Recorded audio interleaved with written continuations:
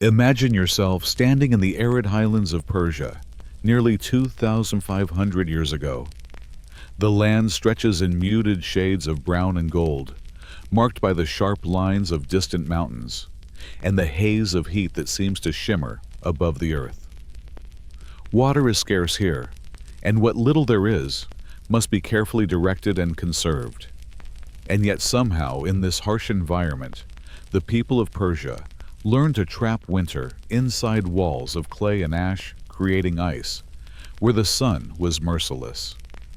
They called these creations yakchals, literally ice pits, and within them they preserved not only frozen water, but also a cultural habit that centuries later would blossom into something astonishingly close to what you know today as ice cream.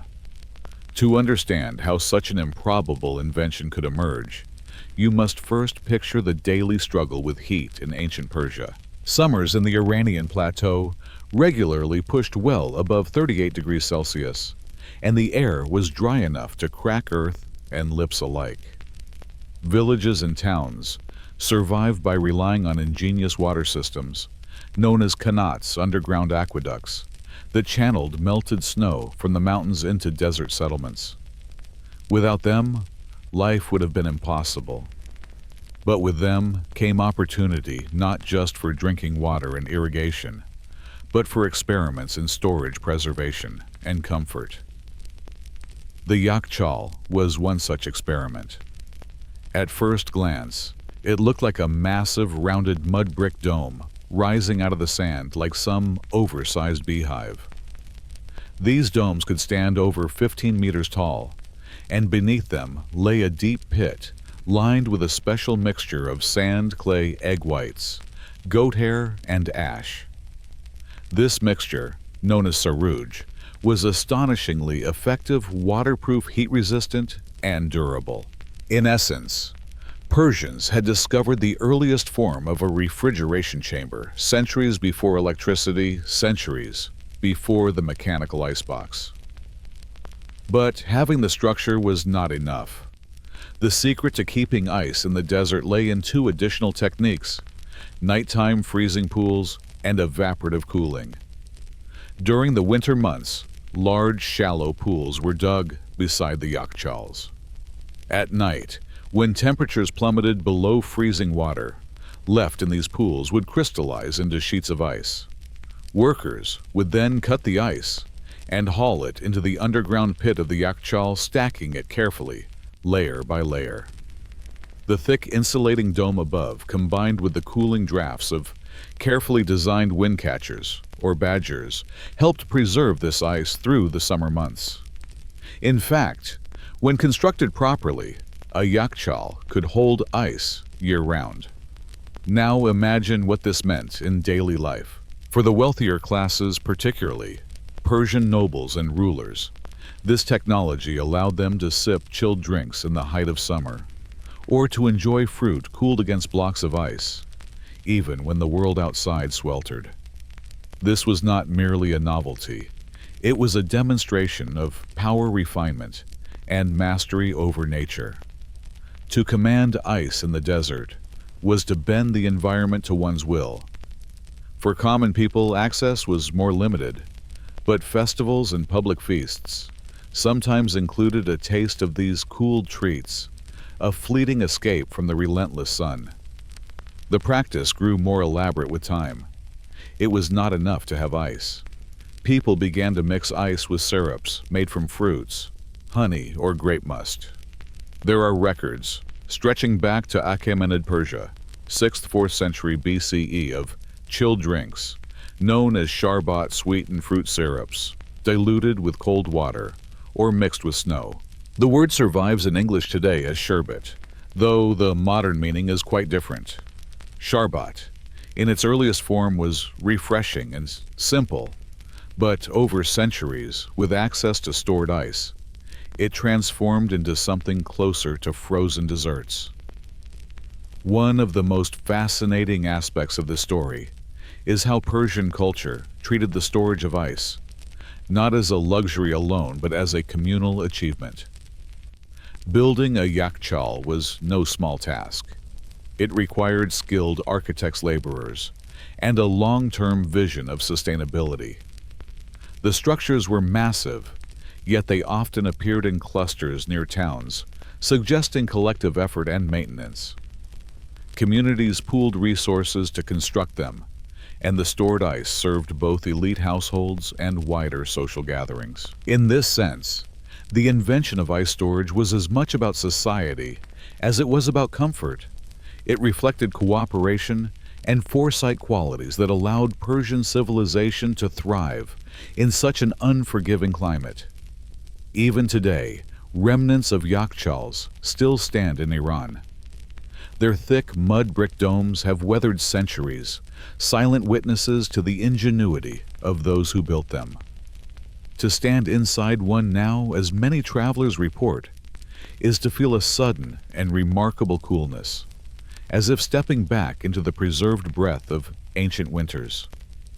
The space feels oddly timeless, a place where the sun's fury cannot intrude, and where the dull work of hauling ice and layering bricks once gave birth to the earliest frozen delights.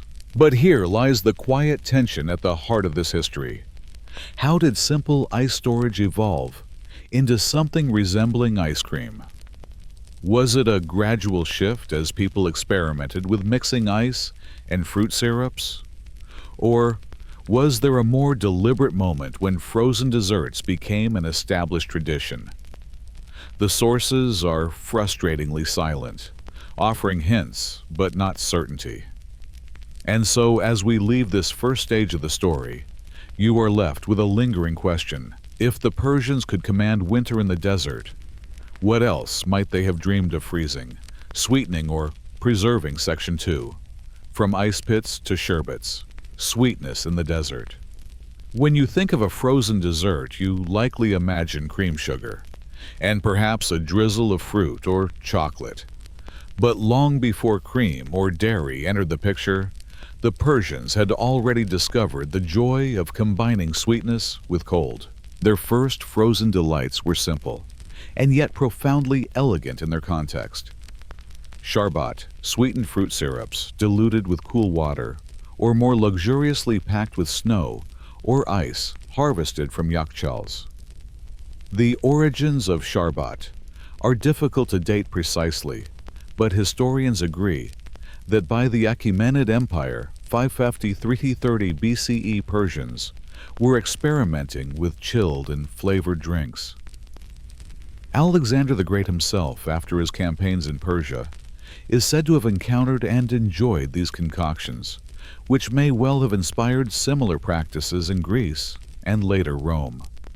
The Persians were ahead not only in engineering ice storage, but in understanding its social role. Cold drinks were not just refreshment, they were a marker of refinement, health, and prestige. The ingredients used in these early sharbats were as varied as the empire itself. Persia's vast territory stretched from the Indus Valley to the Mediterranean, meaning trade, and tribute, brought fruits, spices, and herbs from many climates. Pomegranates, lemons, grapes, and mulberries were popular bases, often reduced into thick syrups with honey or grape molasses. Roses especially, their distilled water known as golab, were another favorite addition, lending an unmistakable floral sweetness. When combined with ice or snow, the effect was transformative. The heat of the desert met with a mouthful of winter. Sharbat was more than a drink. It became a cultural ritual served at feasts, royal banquets, and in private courtyards. Physicians of the time even praised its cooling qualities as balancing the body's humors, a central concept in Persian and later Islamic medicine. Sweetness, coldness, and fragrance were believed to counteract fevers, calm the spirit, and restore balance in hot weather.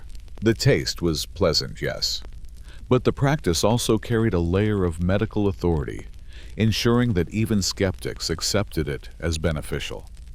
The development of these drinks into something closer to frozen desserts was gradual. Ice cut from yakshals was crushed into small shards, creating a texture closer to modern granita or sorbet. Syrups were poured over the ice, soaking into the crystals and producing a treat that was both sweet and icy, yet fleeting, melting as quickly as it was consumed.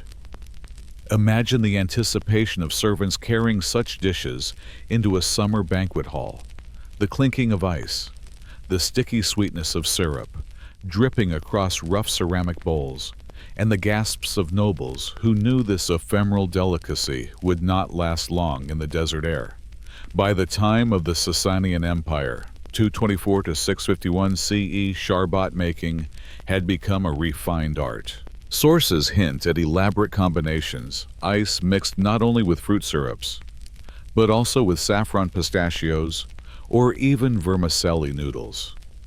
This last innovation gave rise to something still popular today in Iran, falude, or falude, thin rice noodles mixed into a frozen syrup of sugar and rosewater chilled with ice or snow.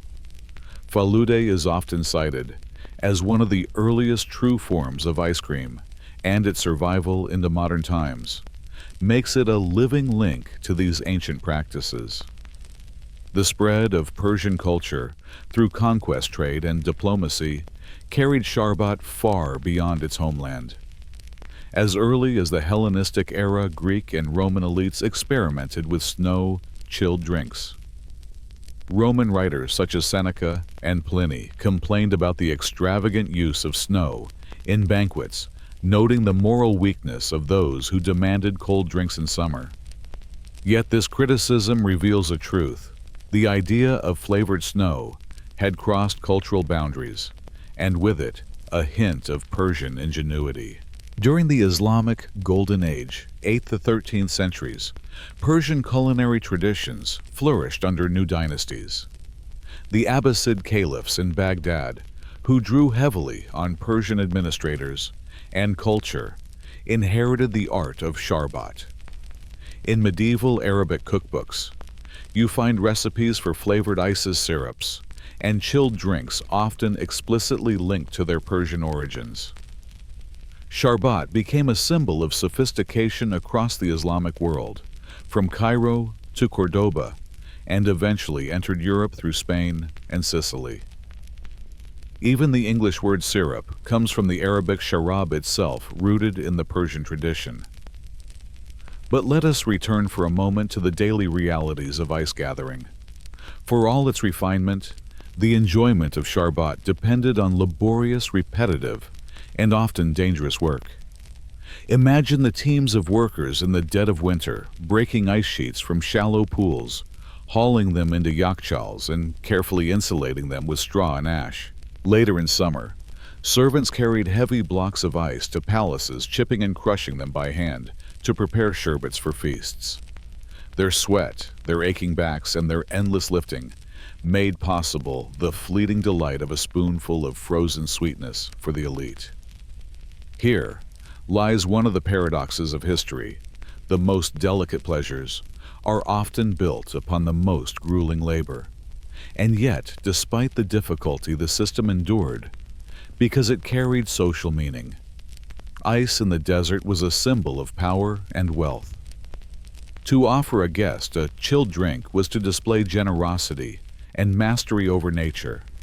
To deny ice to others or to restrict its use was a political statement. Even the caliphs of later centuries, who could command entire armies, took pride in serving elaborate sharbats at their tables. The story also reveals the interconnectedness of empires. Persian ice culture did not remain isolated. It influenced India, where Mughal emperors in later centuries developed their own variations of frozen desserts, blending Persian techniques with local dairy traditions. It influenced the Mediterranean, where Sicilian Arabs introduced sorbetto, a direct descendant of sharbat. And eventually, through the slow weaving of trade and cultural exchange, it helped shape the European tradition of sorbet and later ice cream. What began as a simple idea store ice in the desert had become a culinary revolution, traveling thousands of miles and transforming countless diets. Yet the Persian innovation remained distinct. Unlike later European ice cream, which relied heavily on cream eggs and sugar, the Persian tradition emphasized lightness, fragrance, and cooling properties. Theirs was not a heavy indulgence, but a delicate balancing act between nature and culture, heat and cold sweetness, and restraint. As we close this section, you can see the trajectory forming from Yakchal ice storage to sharbats and falude to the gradual spread across continents. The ingenuity of Persian engineers and cooks laid the groundwork for one of humanity's most beloved treats. But the story is not yet complete. We have seen how Persians mastered storage and sweetness, but how did these innovations survive the upheavals of war, conquest, and changing dynasties, and what traces of their influence remain visible in today's global ice cream traditions? That question will lead us into the final part of this story. Section 3. Legacy of Persian Frozen Delights. From falude to global ice cream. By the time you reach the later medieval centuries, the Persian world had already established itself as a center of both practical innovation and cultural refinement. The quiet hum of qanats still carried snowmelt into towns and villages. The yakchals stood like watchful domes against the horizon. And in the courts of kings, sherbets and frozen sweets remained essential to hospitality. Yet Persia's frozen inventions did not stop at its borders. Like many subtle contributions of the ancient world, they seeped outward, sometimes gradually, sometimes suddenly into new lands, reshaping tastes across continents. To understand this legacy, you must first see how continuity survived amid upheaval. The Persian plateau saw centuries of conquest. Alexander's Macedonians, the Arabs of the early Islamic Caliphate, the Mongols, and finally, the Timurids and Safavids.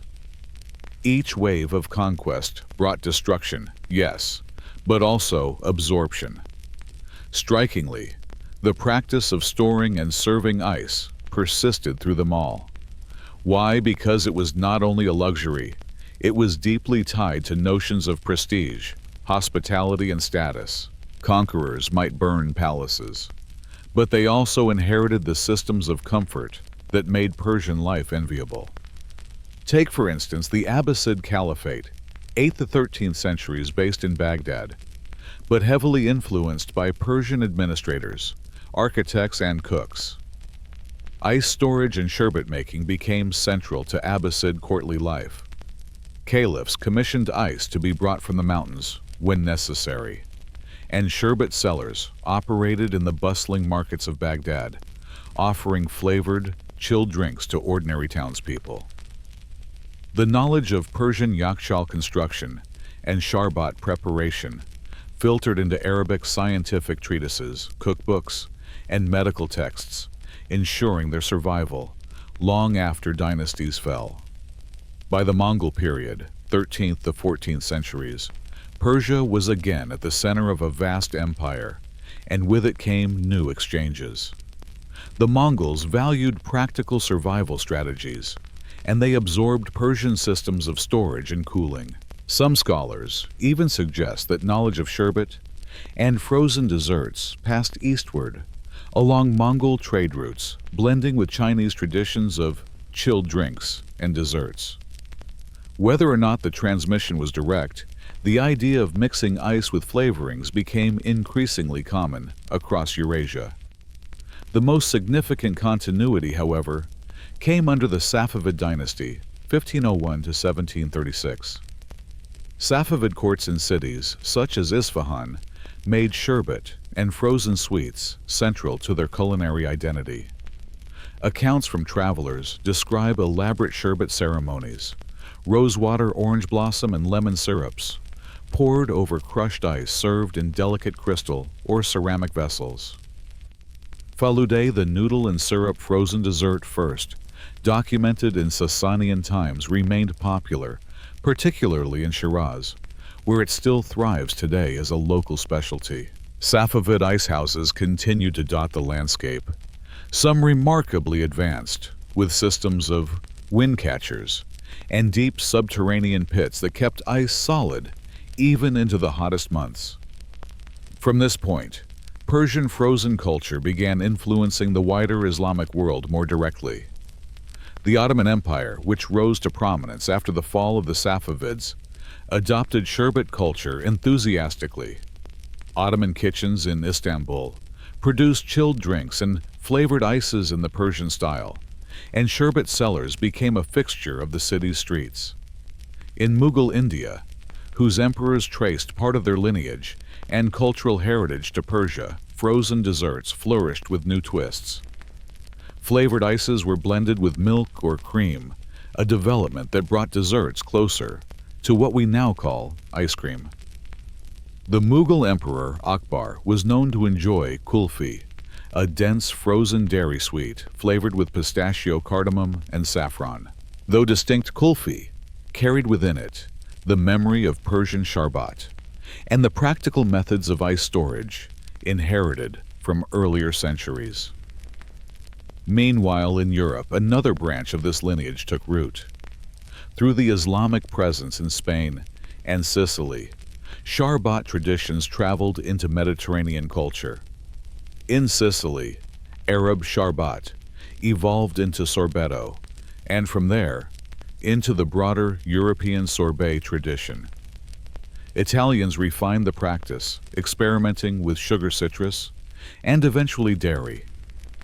By the Renaissance, the connection between Persian ice culture and European frozen desserts was blurred by time, yet the essence remained the combination of ice sweetness and refreshment. When Catherine de' Medici is said to have brought sorbet to the French court in the 16th century, she was unknowingly continuing a tradition that stretched back to Persian yakchals.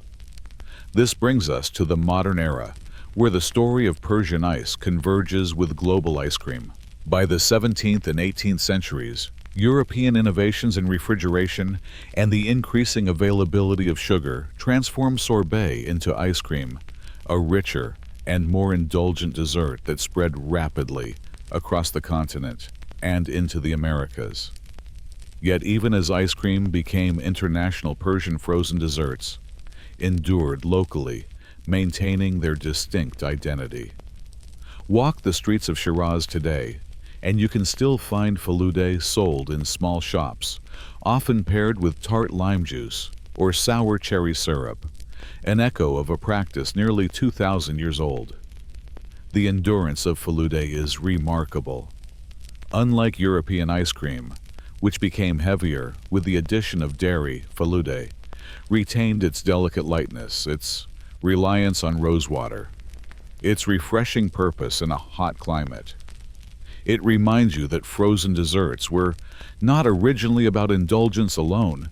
They were about survival relief and the cultural art of turning necessity into pleasure. Equally enduring is the word sharbat, which traveled widely across languages from Persian into Arabic, from Arabic into Turkish, Hindi, and Urdu, and eventually into European tongues. Sherbet in English, sorbet in French and Italian, and even syrup in general, all trace their linguistic ancestry to that Persian concept. Each time you use the word, you unknowingly invoke the legacy of Persian ingenuity with ice. It is tempting, when looking at this long arc of history, to see ice cream as an inevitable invention that once humans learned to store ice sweetness would follow. But history rarely follows inevitabilities. It was the specific ingenuity of the Persians, their architecture, their social organization, their love of refined flavors that made the leap from mere storage to culinary delight. Without yakshals, without the cultural habit of mixing ice and syrup, the frozen dessert we take for granted might never have existed in this form. Think of the layers of persistence that carried this tradition, the laborers who year after year cut and stored ice despite the hardship, the architects who perfected domes of clay and wind catchers, the cooks who tested flavors of rose saffron and fruit, the poets and scholars who praised the cooling effects of sharbat in verse and medicine, and the travelers and conquerors who carried the tradition outward, reshaping it across continents. Each of these threads wove into the fabric of what became not only Persian heritage, but part of global food history. And so when you sit with a bowl of ice cream today, whether it is a creamy vanilla scoop, a tart sorbet, or a delicate falude, you are tasting more than sugar and cold. You are tasting the ingenuity of people who lived centuries ago in a desert where ice should have been impossible. You are tasting a civilization's quiet triumph over climate, its persistence in preserving sweetness against heat, its ability to transform hardship into comfort. The yakshals may stand abandoned now, their domes weathered by centuries of sun and sand. But each one tells the same story that humans, even in the most hostile places, seek not only survival, but joy. And so you might ask yourself as this chapter closes, if something as fleeting and light as ice cream could emerge from the Persian desert, what other forgotten innovations lie buried in history, shaping your world in ways you have never thought to notice? Story 2. The Roman Obsession with Concrete. Roads that refuse to crumble. Section 1. The birth of Roman concrete and the making of roads. Imagine walking along a dusty path somewhere in central Italy, around the 3rd century BCE. You are not yet in the heart of Rome, but the road beneath your feet feels firm, deliberate, and unlike the rough dirt tracks that dominate the countryside elsewhere in Europe. The surface is carefully layered, built, not for a season, but for centuries. It is a Roman road, straight, solid, and purposeful. What made it possible was not merely engineering skill, but the Romans' mastery of a new material, concrete, or, as they called it, opus cementitium. Concrete is so ordinary in your life today that it is almost invisible. Yet in antiquity, its invention was nothing short of revolutionary. Before Roman times, builders relied primarily on stone masonry, mud brick, or timber.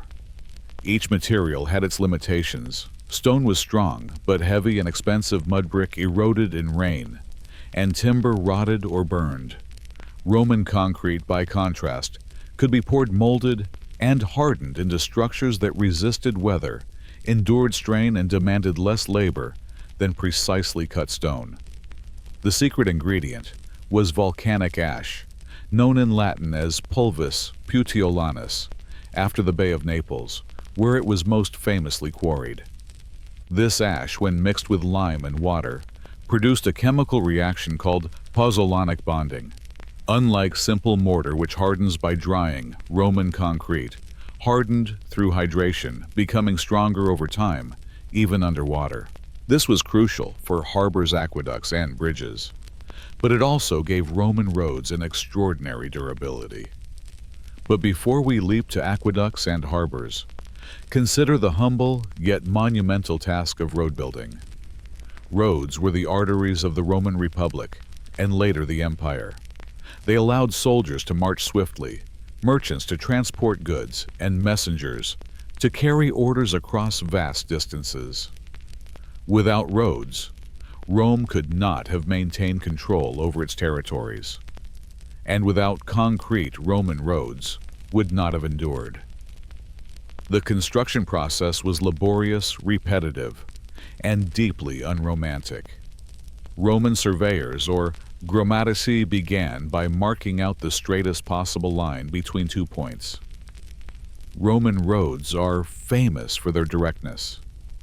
Hills were cut through valleys bridged, and marshes drained to maintain the principle of the straight path.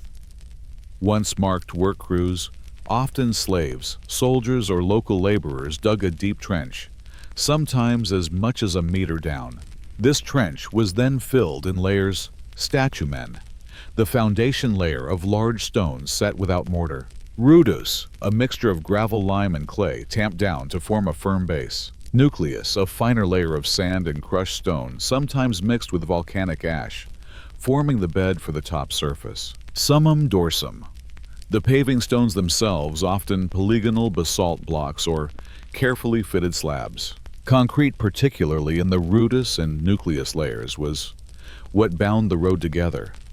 Instead of shifting and eroding like dirt tracks, Roman roads formed a single continuous structure, resistant to rain and wear. Cambered surfaces allowed water to drain into ditches at the sides, preventing flooding and erosion. Milestones set every Roman mile, about a farm 480 meters, marked distances and served as silent reminders of imperial oversight. The result was a network that expanded relentlessly.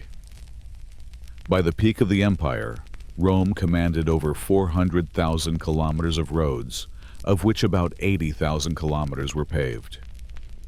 Many of these survive in some form today, their stones polished smooth by centuries of feet, hooves, and wheels. The famous Via Appia, begun in 312 BCE, stretched more than 500 kilometers from Rome to Brindisi, and was still in use long after the empire fell. What is striking when you look closely at this achievement is not only the scale, but also the banality of the work. Each meter of road required endless digging, hauling, and tamping. Lime had to be burned in kilns. Ash transported from volcanic regions, stones quarried and carried by hand or cart. Workers toiled in heat and cold, repeating the same motions for days and months. There is nothing glamorous in mixing lime and ash in wooden tubs, nor in crushing stone into gravel with heavy hammers. And yet this monotony created one of the most enduring infrastructures in history. The Romans themselves recognized the power of this system. They had a phrase, Viae Romanae, the Roman roads, as both a practical reality and a symbol of order. Soldiers could march 30 kilometers a day along these roads, supplied and reinforced in ways their enemies could not match. Merchants found safer, faster passage for their goods. Even ordinary travelers benefited. A farmer, leading his donkey along a paved stretch, knew the difference between stumbling in mud and walking on firm stone. Roman writers sometimes praised the roads in passing, but more often they took them for granted. For an empire so vast, roads were simply assumed part of the background of daily life. And yet, when you pause to consider, the roads were as much a wonder as the Colosseum or the aqueducts, less dramatic but far more essential.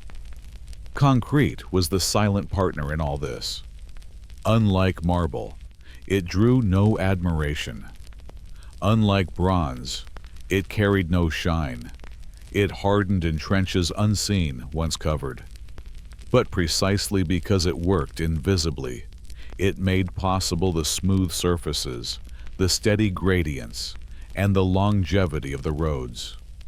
Even after 2 millennia, archaeologists can dig into the layers of Roman roads and find the concrete nucleus still intact, a dull gray testament to ancient chemistry. And so, as you stand on the Via Appia, or any Roman road today, you might wonder, was it inevitable that this material, so dull in appearance, would become the backbone of empire? Or was there something uniquely Roman in the willingness to embrace concrete, to trust it with their most ambitious projects? That question lingers as we close this first section. Section 2. Concrete beyond roads, aqueducts, harbors, and everyday Rome. When you imagine Rome, you may think first of arches and columns of marble temples gleaming in the Mediterranean sun. Yet behind the spectacle, the true skeleton of Rome was built of something far plainer concrete. The same material that bound together the layers of roads also crept into nearly every part of Roman life, from aqueducts that carried water into the city, to harbors that anchored the empire's trade, to the walls of apartment blocks where ordinary Romans lived. Concrete, drab and gray, was everywhere, quietly enabling Rome's grandeur. The Romans were not the first to experiment with mortars and aggregates. The Egyptians had lime plasters, and the Greeks sometimes mixed rubble with lime. But the Romans refined the process and scaled it up to unprecedented proportions. Their mastery lay not in invention alone, but in the systematic application of concrete to problems of infrastructure and empire. Roads were only the beginning. Take the aqueducts. These structures are famous for their elegant arches spanning valleys, yet much of their strength lay in hidden channels of concrete.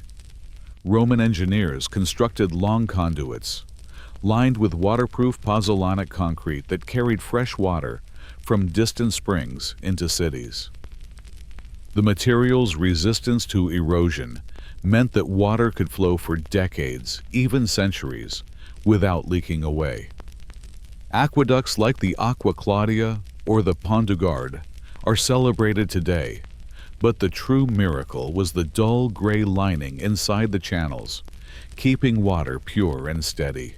The reach of aqueducts transformed daily life. In Rome itself, dozens of aqueducts brought millions of gallons of water each day. Public fountains gushed baths, steamed, and latrines flushed, all because concrete channels held firm against constant flow. Imagine the contrast for a Roman citizen. Instead of hauling water from a well or river, you could fill a jug at a street fountain whenever needed. This convenience, which seems unremarkable to you now, was revolutionary then. Concrete also conquered the sea. Roman harbors, once limited to timber piers, expanded dramatically once builders realized they could pour pozzolanic concrete underwater. Mixed with volcanic ash lime and rubble, the material hardened even in salty seawater, forming breakwaters and docks. This technique allowed the construction of Portus, the massive harbor near Rome, and similar facilities across the Mediterranean. With secure harbors, grain shipments from Egypt, olive oil from Hispania, and wine from Gaul could feed the capital and supply the legions. The details of harbor construction were far from glamorous. Workers loaded wooden forms with layers of volcanic ash and lime, lowered them into the sea, and tamped rubble into place until the mixture set. Timber frames rotted away over time, but the concrete remained fusing into blocks that waves could not easily shift. Divers, slaves, and laborers carried out this work in the dark, cold waters, unseen by the emperors who later claimed credit for building harbors. Yet, without their repetitive toil, Rome's maritime empire would have been impossible. On land, concrete seeped into the very walls of Rome itself.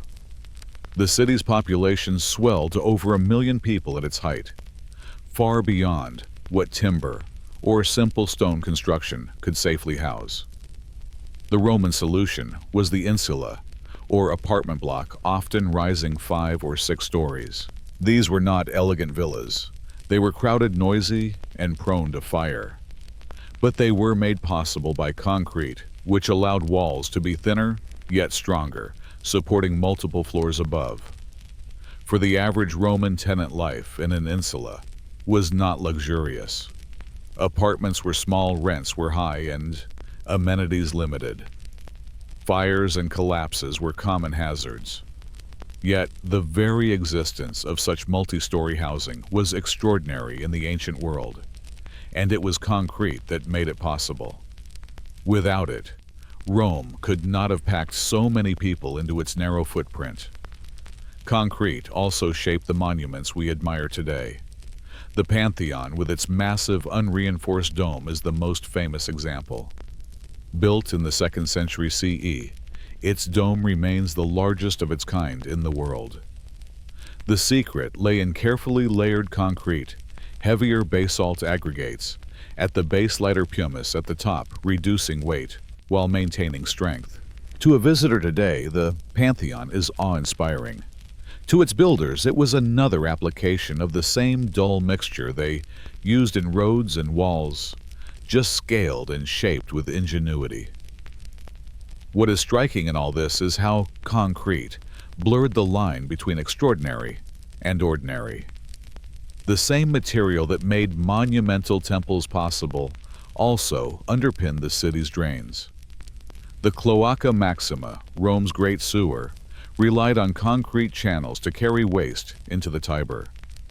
Public baths, which became centers of social life, were lined with waterproof concrete to hold thousands of gallons of heated water.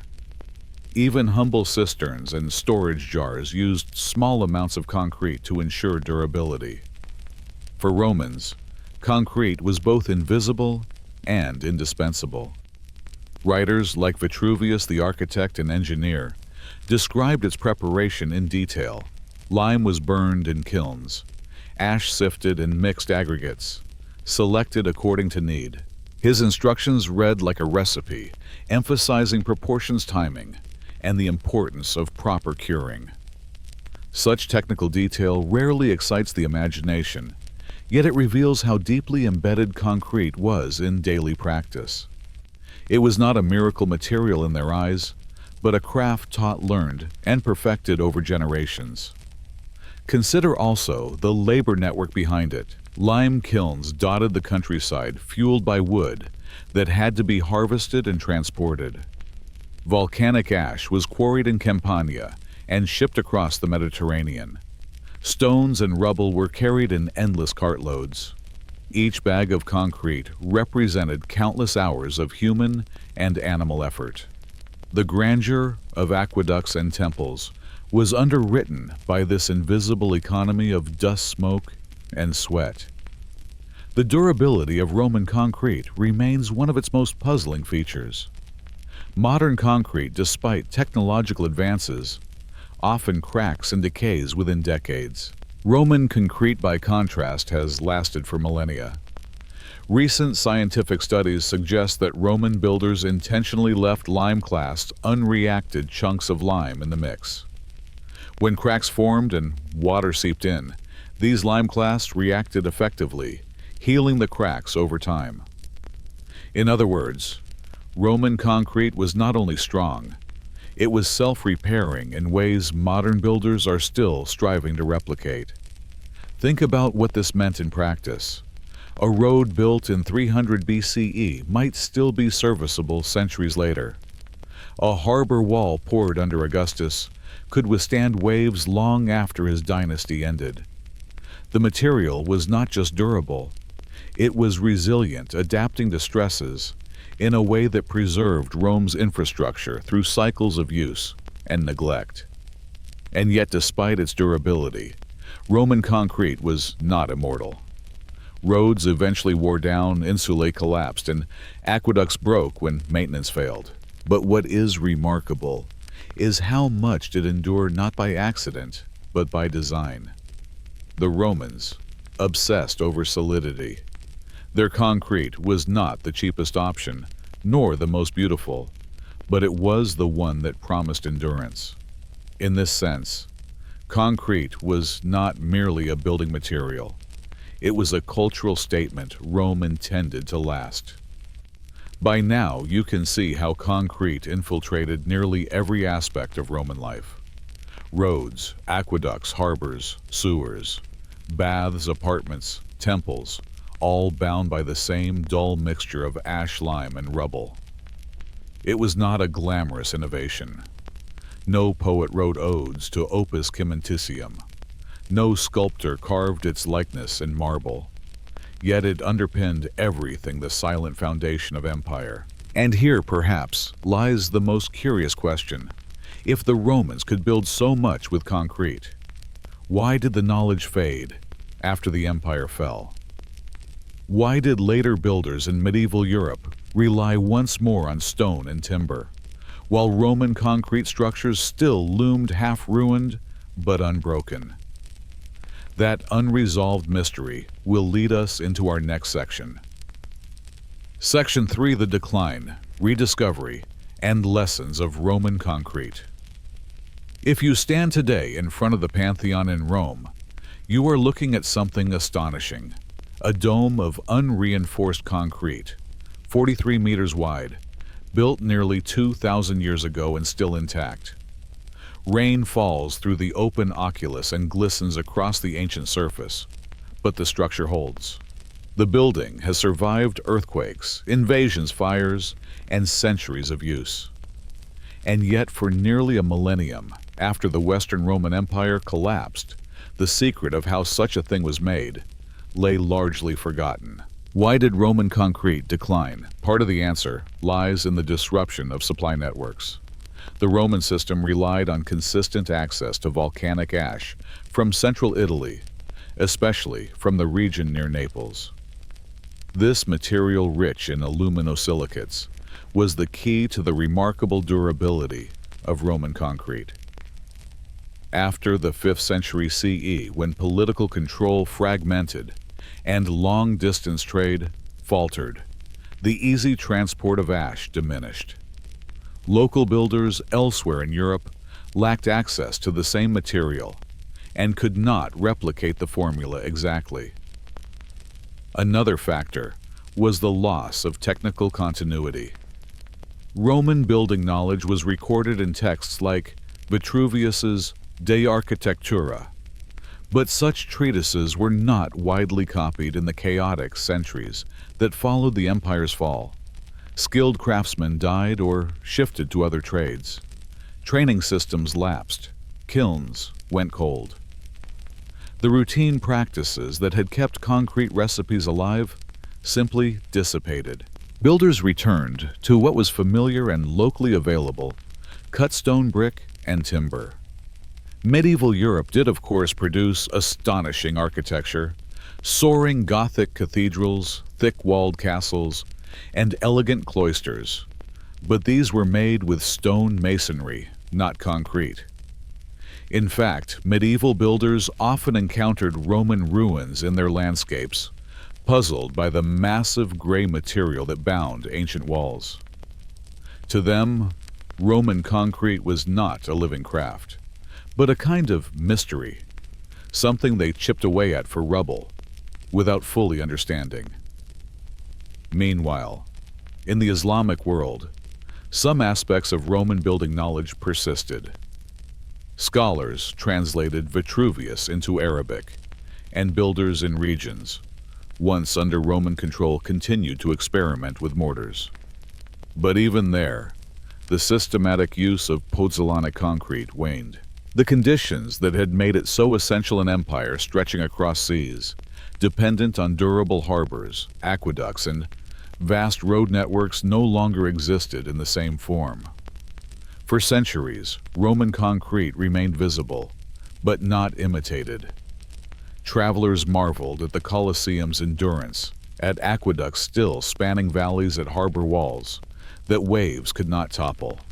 Yet no one rebuilt them with the same material. Europe's builders, pragmatic and inventive in their own right, relied instead on stone craftsmanship, timber framing, and later, brick and mortar construction. Concrete, when it was used, was crude compared to the ancient recipe. The rediscovery of Roman concrete came slowly, beginning in the Renaissance. Humanist scholars rediscovering Vitruvius's writings began to consider ancient building methods seriously again. Architects, such as Alberti, admired Roman ruins and speculated on their techniques. But the true revival of concrete came only in the 18th and 19th centuries, as industrialization created both the need and the means for new building materials. In the 1750s, an English engineer named John Smeaton studied old Roman texts and experimented with limes and ashes while designing the Eddystone Lighthouse. His work laid the foundation for modern hydraulic cement. A few decades later, in 1824, Joseph Aspdin patented Portland cement, named for its resemblance to Portland stone. This invention became the backbone of modern concrete, spreading rapidly in the 19th century as railroads, factories, and cities demanded strong, versatile materials. And yet, despite these advances, modern concrete often falls short of Roman endurance. A typical reinforced concrete bridge or building today may be designed to last 100 years. Roman concrete harbors have endured 2,000. Why the difference? Scientists investigating Roman concrete in recent decades have found surprising answers. Microscopic studies revealed that Roman concrete contains lime clasts, unreacted pieces of quicklime. When cracks form and water enters, these lime clasts react with carbon dioxide, effectively healing the crack and strengthening the structure over time. In other words, Roman concrete was self-healing in a way modern formulations rarely are. Another key was the use of pozzolana, the volcanic ash rich in minerals that bound with lime to create durable calcium aluminum silicate hydrates. Modern cements often use different compositions, sacrificing longevity for rapid setting times and standardized production. In striving for speed and uniformity, industrial builders inadvertently abandoned the slower, more resilient chemistry of the Roman recipe. This contrast raises an intriguing irony. The so-called backward ancients built structures that outlast much of our modern infrastructure. Where a 20th century pier crumbles after decades of saltwater exposure, Roman harbor walls still stand.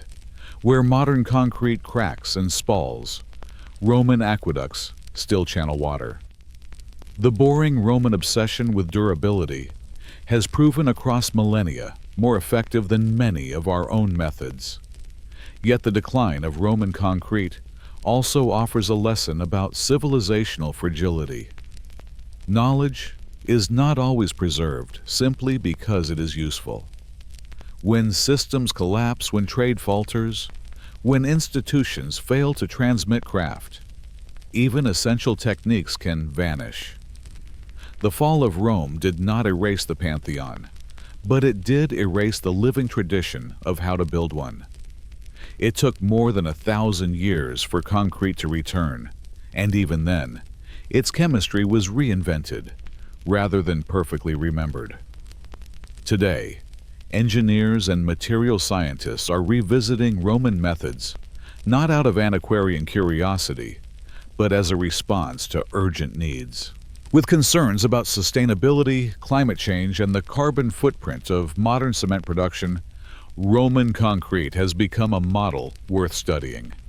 Its durability means fewer rebuilds, less material consumption, and greater resilience against the elements. In a quiet way, the ancient obsession with endurance speaks directly to modern anxieties about waste and impermanence.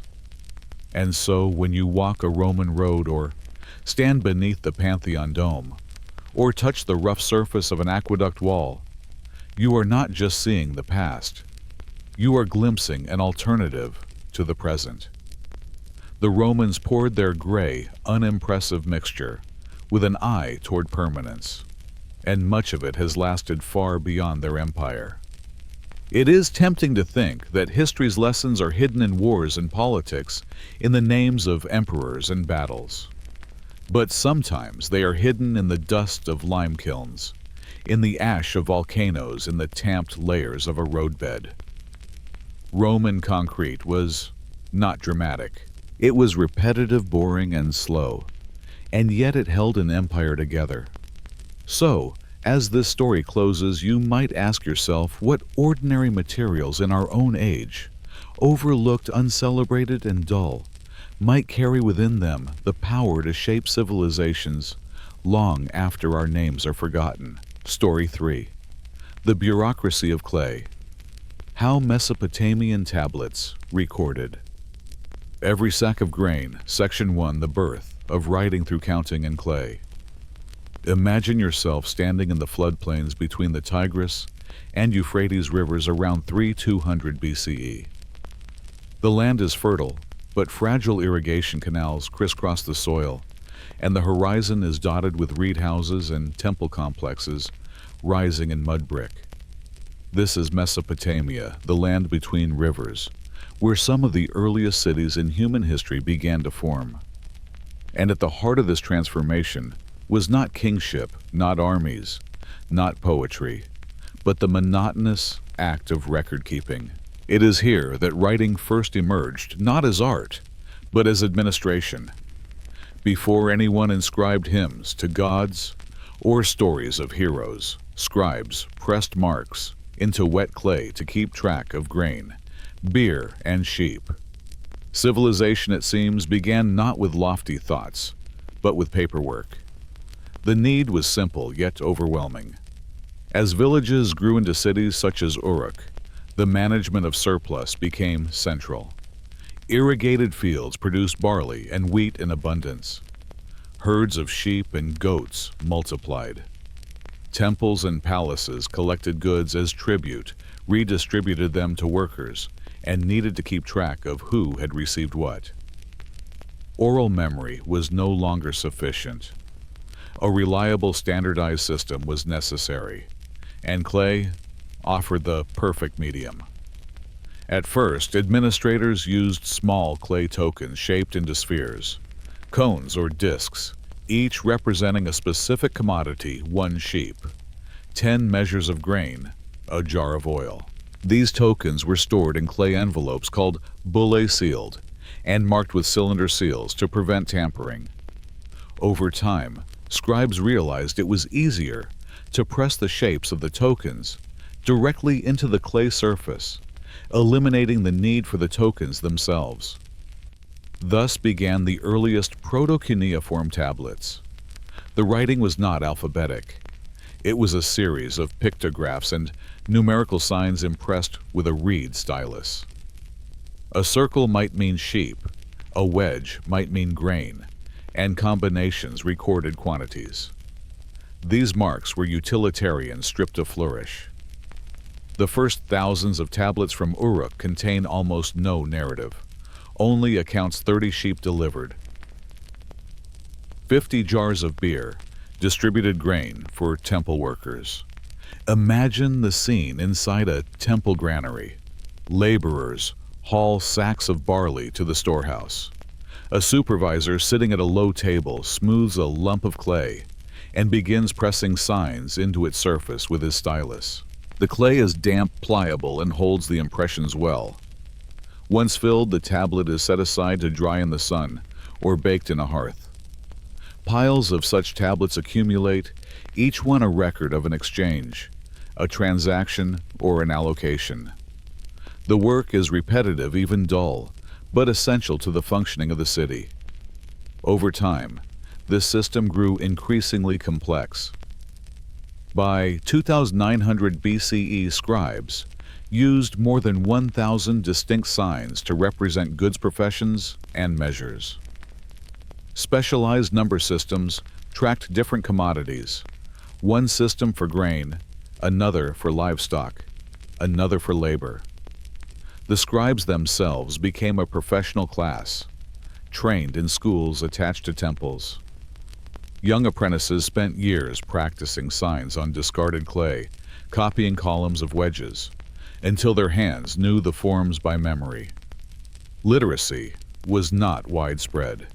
It was a specialized skill tied to administration. What makes these records fascinating is their sheer ordinariness. They are not dramatic stories of kings or gods, but inventories and receipts. One tablet might note 29 sheep delivered to the temple of Inanna. Another might read 7 jars of beer allotted to workers for the canal project.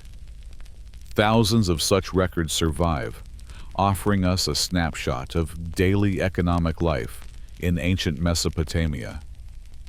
Without intending to, these bureaucrats created one of the richest archives of early human history. The connection between writing and grain is especially significant.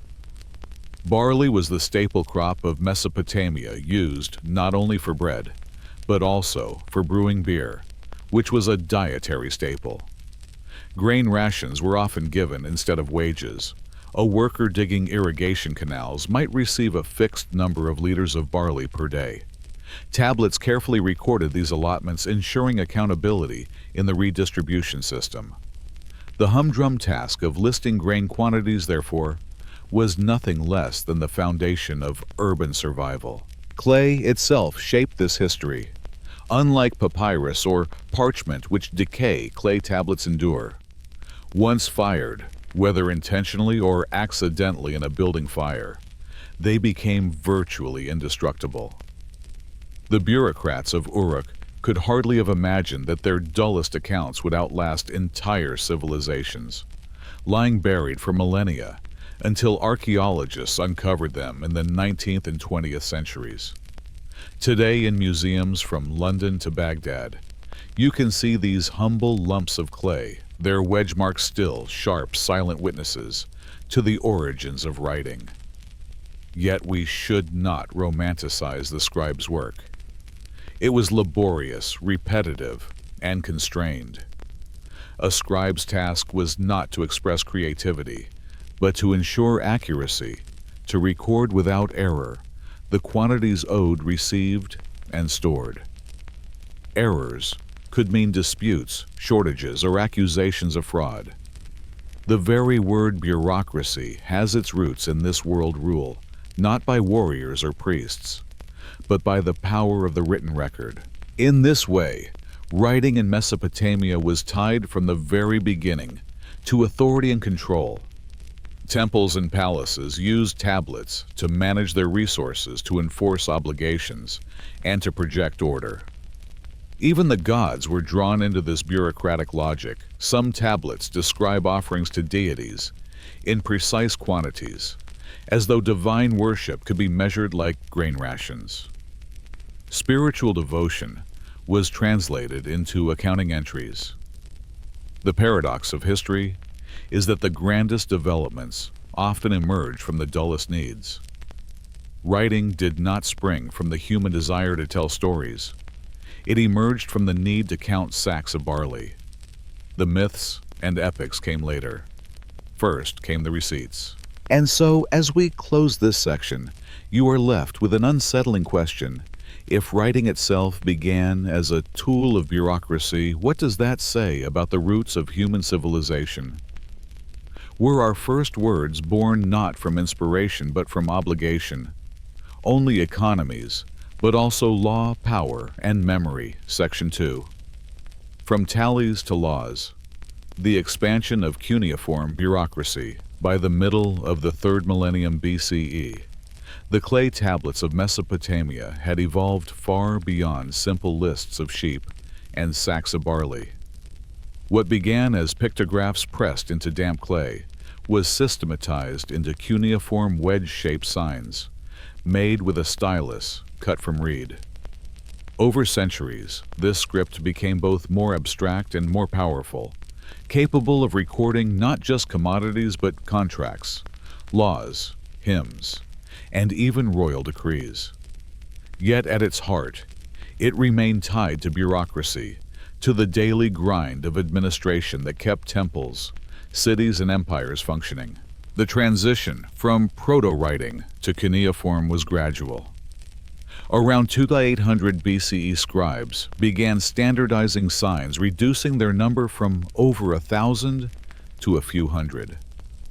They also developed conventions for numbers, measures, and verbs, allowing tablets to express more than static lists. Suddenly, a tablet could state not only what was given, but also to whom and for what purpose. The act of pressing wedges into clay became the machinery of governance. Take, for example, the records from the city of Lagash in southern Mesopotamia, around 2400 BCE. Thousands of tablets survive from its archives detailing the allocation of grain, wool, and fish. They record work crews digging canals, shepherds tending flocks, and craftsmen receiving rations. One tablet might read in essence 10 workers assigned to canal construction, each allotted 6 liters of barley. Another might state sheep sheared 350. Wool distributed 50 to temple weavers, 300 stored. These are not grand narratives. They are spreadsheets in clay, written 3,000 years before spreadsheets were invented. But bureaucracy did not stop at resource management. As cities grew into kingdoms, the need for law and order intensified. Written records offered a way to standardize justice and authority. The most famous example is the Code of Hammurabi, inscribed around 1750 BCE under the Babylonian king. Carved into a basalt stele, it lists nearly 300 laws, covering theft, trade, marriage, debt, and punishment. Many of these laws echoed earlier traditions preserved on clay tablets, where scribes recorded contracts and disputes long before Hammurabi. Consider the dull but vital genre of legal contracts. Archaeologists have found countless tablets documenting loans of silver or grain, land sales, marriage agreements, and inheritance divisions. A typical tablet might record Sin Idunum borrows 10 shekels of silver from Lugal Malik. He will repay after the harvest with interest of 20%. Witnesses' names were listed, seals impressed, and the tablet dried to permanence. These records allowed disputes to be settled months or years later, the clay serving as an impartial memory. The legal function of clay shaped daily life in profound ways. For farmers, it meant that obligations to temples or creditors were not merely spoken but written, enforceable, and lasting. For merchants, it offered security in long-distance trade. A shipment of grain promised in one city could be verified in another by tablet. For rulers, it provided a mechanism to project power across territory. Taxes, labor quotas, and tribute could all be tracked. In a sense, clay was the empire's nervous system, transmitting information across time and space. Central to this system was the scribe. Scribes trained in schools called idubus tablet houses, where young boys spent years memorizing sign lists, copying proverbs, and practicing contracts. Their training was arduous. Exercises preserved on student tablets show endless repetition: 10 sheep, 20 sheep, 30 sheep, or grain, to the temple, grain, to the palace. The discipline was monotonous, but it produced a class of literate bureaucrats, essential to administration. Being a scribe carried status. In a largely illiterate society, scribes were the gatekeepers of information, the custodians of memory. Yet their prestige was tied less to creativity than to accuracy. A scribe who miscalculated grain tallies or mistranscribed a contract could face serious consequences. Accuracy was not just a virtue, it was survival. Their work resembled that of modern accountants or clerks more than poets, though occasionally the same skills were applied to hymns or myths. As Mesopotamian polities expanded, so did their bureaucratic demands. The Akkadian Empire, 24th to 22nd centuries BCE under Sargon, and his successors relied heavily on tablets to manage conquered lands. Ration lists, tax records, and military assignments were inscribed in Akkadian, as well as Sumerian, reflecting the spread of cuneiform beyond its original cultural base. The language changed, but the bureaucratic logic remained the same. Even monumental events were filtered through the clay lens of bureaucracy. When kings boasted of their achievements, they often did so in formulaic inscriptions that read like, "Extended accounting records. I dug this canal. I built this temple. I allotted so many workers. I collected so many measures of grain." The narrative grandeur was minimal. The emphasis was on measurable accomplishments, recorded for posterity in wedge-shaped signs. The administrative reach extended into religion as well. Temples were not only houses of worship, but also major economic institutions, managing fields, herds, and workshops. Offerings to the gods were tallied, just like rations for laborers. One might imagine priests chanting hymns, but alongside them, scribes pressed into clay, 20 sheep offered to Inanna, 10 jars of beer poured to Enlil. Even devotion was bureaucratized.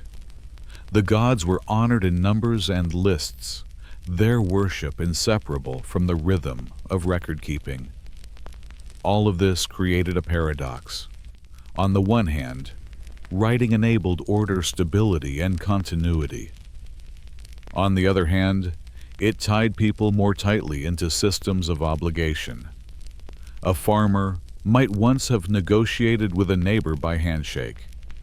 Now he faced a baked tablet that could not be argued with. Writing, born from counting, became a tool of power, a way to bind communities into the demands of palace and temple.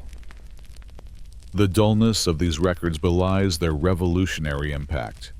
To list rations is to create accountability. To inscribe debts is to enforce repayment. To record laws is to standardize justice. What seems mundane is, in fact, the infrastructure of civilization. By 1500 BCE, cuneiform had spread across the Near East, adopted by Hittites, Assyrians, and Elamites.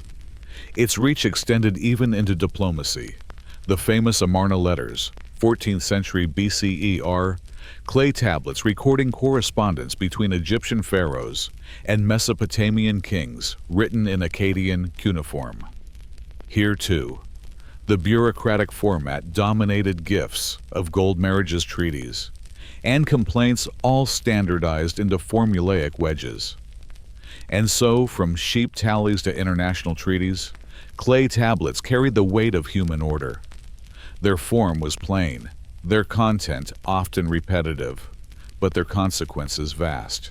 As we pause here, you might consider, if so much of civilization rests on record-keeping, are our modern systems of bureaucracy any different? Or are we like the scribes of Lagash, still living in the shadow of clay? Tablets endlessly counting, recording, and filing away the details of survival. Section 3. Clay archives, forgotten voices, and the legacy of bureaucracy. By the late 2nd millennium, BCE cuneiform had become the lingua franca of administration across the Near East. Assyrians, Babylonians, Hittites, and Elamites all used it to manage their states. What began as simple tallies of sheep in Uruk had evolved into a vast network of clay-based record-keeping.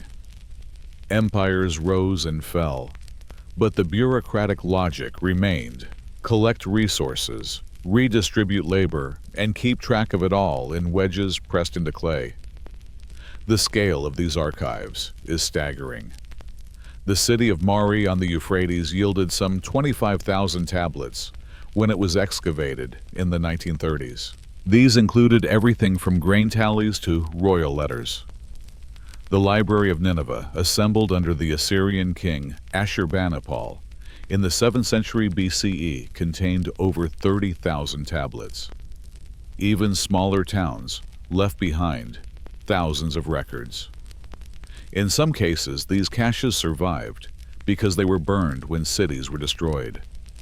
The fire baked the clay, hard preserving the tablets for millennia. Ironically, destruction saved the archives. Most of these tablets are profoundly dull. They record shipments of timber deliveries, of wool lists, of workmen receipts for taxes. And yet, because they were preserved in such quantity, they form the richest historical record of any ancient civilization before Greece and Rome.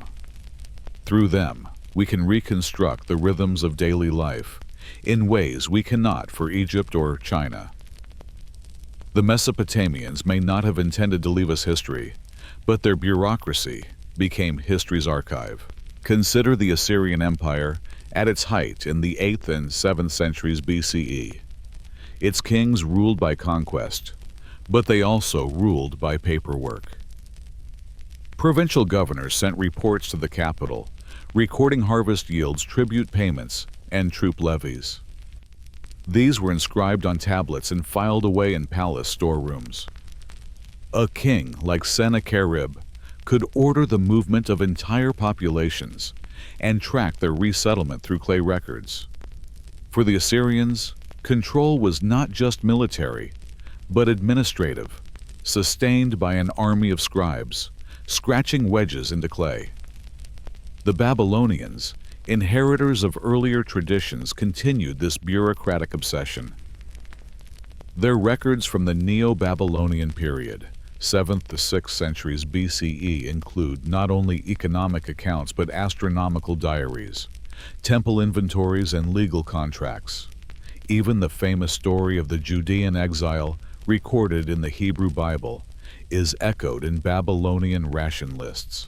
Tablets found in Babylon mention food allotments for Jachin, king of Judah, Jehoiachin, a captured king exiled from Jerusalem. His name survives not in chronicles or epic, but in a bureaucrat's ledger of rations. This intertwining of the grand and the mundane is what makes Mesopotamian bureaucracy so fascinating. Kings, conquests, and gods all appear, but always filtered through the clay. A victory might be noted as tribute, collected a god honored by the precise count of sheep sacrificed. A conquered people remembered by the rations they received in exile. Clay did not preserve emotions, but quantities. And yet, through quantities, fragments of stories slip through. The library of Ashurbanipal shows another dimension of Clay's legacy. Alongside administrative records, the Assyrians preserved literary and scholarly texts, copies of myths, medical treatises, and omen collections. The Epic of Gilgamesh, perhaps the world's first great work of literature, comes down to us because it was copied onto clay in this bureaucratic environment. Here, bureaucracy and culture intertwined. Scribes trained in accounting also preserve stories, often for the purposes of state or ritual, but in the process creating the earliest literary canon. Yet for every epic that survived tens of thousands of tablets, recorded nothing more than grain sheep or taxes. The sheer weight of bureaucracy defined Mesopotamian civilization. Even the calendar and astronomy were bureaucratic tools designed to regulate festivals, planting seasons, and tax cycles. Time itself was organized through clay. The endurance of these tablets poses a striking contrast to human memory. Entire dynasties vanished, cities crumbled, languages died, but the clay remained. In the 19th century, when European archaeologists began unearthing these archives, they encountered a forgotten world preserved in dust. The decipherment of cuneiform in the mid-1800s was a triumph, turning mute clay into legible history. Suddenly, ancient Mesopotamia spoke again, though in the driest of voices. 10 sheep delivered, 5 jars of beer distributed. And yet, there is poignancy in these dull records. Behind each line was a life, a shepherd counting his flock, a laborer receiving his ration, a scribe dutifully pressing signs into clay. Their names sometimes survive. Scribes occasionally sign tablets. Witnesses sealed contracts, but most are anonymous. What endures is not their personal story, but their paperwork. Bureaucracy preserved their world even as it erased individuality. The irony deepens when you consider what we often lose in history. The loves, fears, and conversations of ordinary Mesopotamians are largely gone. What we have instead are their accounts. Civilization remembers their grain, not their voices. Clay preserved obligation, not inspiration. And yet, because of this, we can reconstruct their economies, their social hierarchies, and even their diets with astonishing precision. Dullness became data. Data became history. By the time cuneiform faded in the 1st century CE, replaced by alphabetic scripts on parchment and papyrus, it had served as the administrative backbone of the Near East for over 3,000 years. Few writing systems have endured so long. Its legacy is not only the literature it preserved, but the very concept of record-keeping as the foundation of governance. Every modern bureaucracy, every government ledger, every tax form has a lineage stretching back to those first clay tallies in Uruk. Standing in a museum today, gazing at a tablet that lists nothing more than 12 measures of grain delivered to the temple, you might wonder why such a trivial record survived while whole civilizations were forgotten. But perhaps this is the point. Civilizations collapse. Their bureaucracies endure. Paper may burn, but clay, once baked, outlasts empires. And so, as this story closes, you are left with a sobering reflection. What of our own bureaucratic records will survive millennia from now? Will archaeologists of the distant future find meaning in our spreadsheets, our databases, our contracts, just as we find meaning in clay tablets? Or will they too see only dull tallies, wondering what lives once lay behind the numbers? Story 4: Salt Routes and Silent Caravans. The mundane trade that held empires together. Section 1: Salt and Survival. The daily necessity behind empires. If you reach for a pinch of salt today, you probably do not think twice.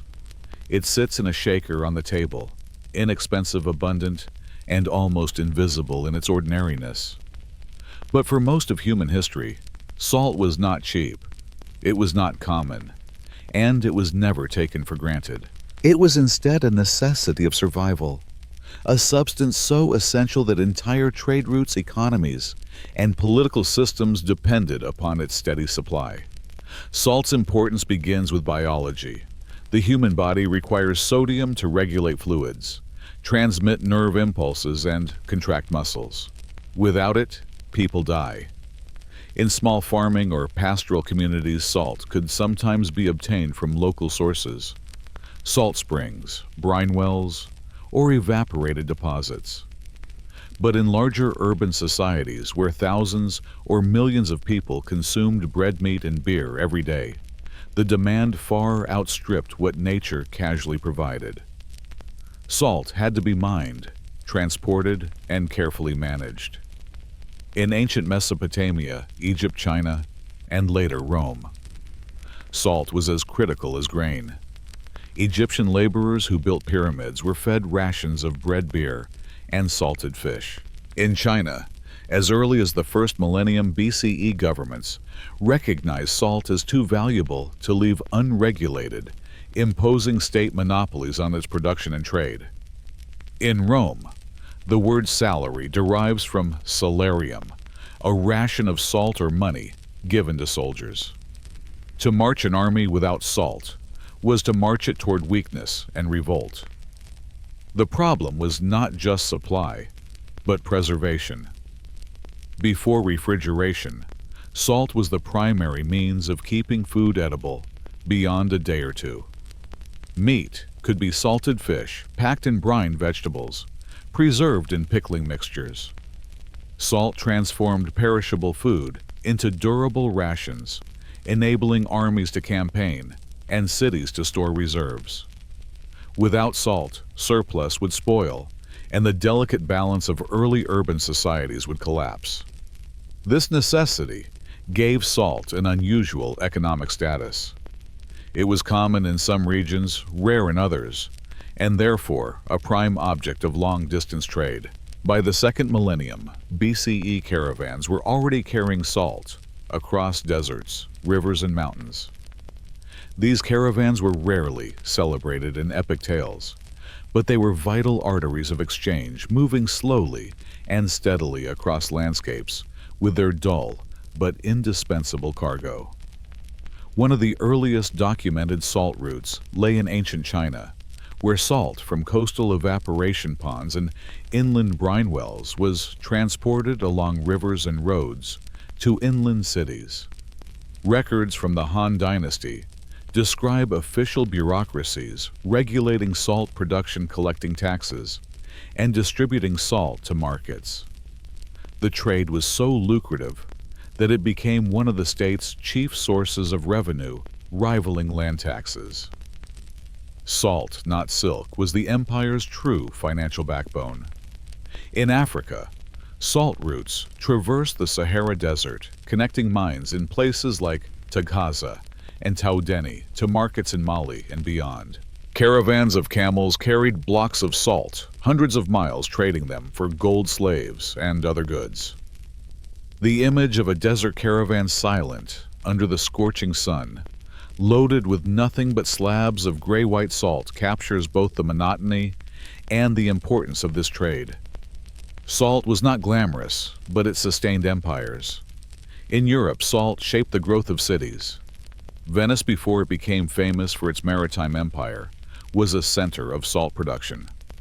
Salt pans along the Adriatic fed trade that financed ships and markets.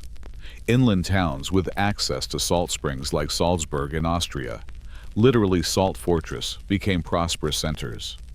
Entire regional economies revolved around this mineral. But let us return for a moment to the daily lives of ordinary people.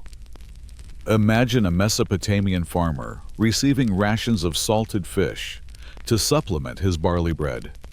Picture a Roman legionary chewing salted pork as he marched along a stone road. Consider a Chinese peasant paying part of his taxes in salt, or buying it at a state-controlled price. For all of them, salt was not a luxury, but a routine part of existence woven into meals, wages, and obligations. The labor of producing salt was often grueling. Workers boiled brine in heavy ceramic pots, scraped crystals from evaporation pans, or hacked blocks from desert deposits. The work was hot, repetitive, and uncelebrated. Yet it was profitable enough to attract state control and taxation. The dull rhythm of scraping and boiling generated wealth that funded palaces, temples, and armies.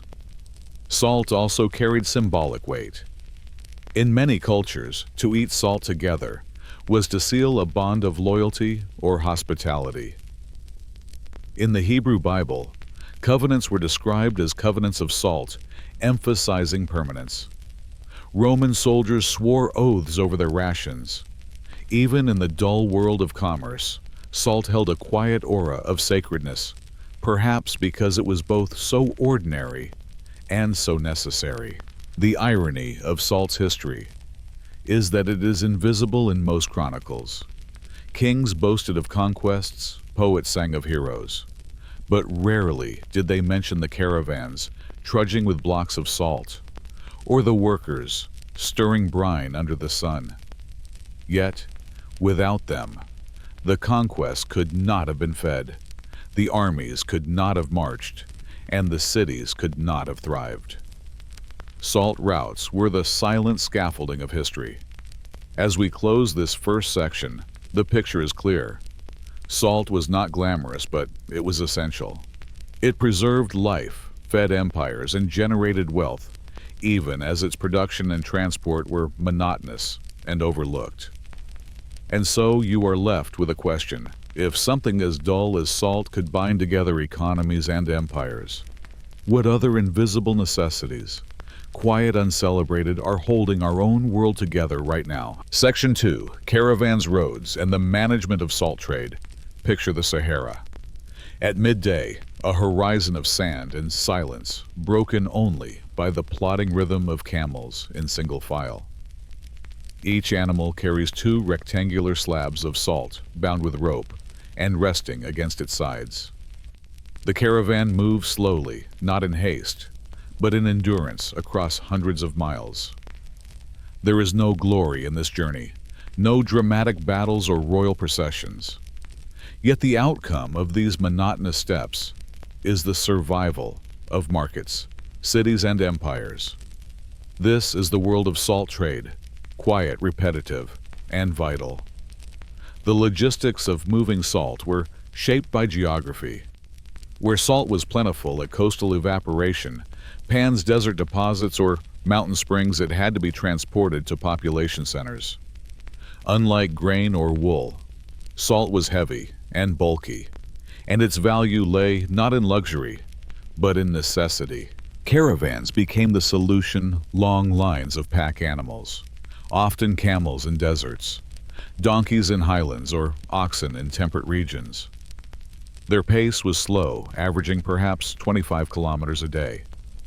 But their reliability meant that salt could travel hundreds, even thousands of kilometers. Consider the Saharan routes, from the salt mines of Tahaza and Taoudeni in present-day Mali. Caravans of hundreds or even thousands of camels carried slabs of salt southward across the desert. These blocks, each weighing about 30 kilograms, were exchanged for gold grain and slaves in the markets of Timbuktu and Gao.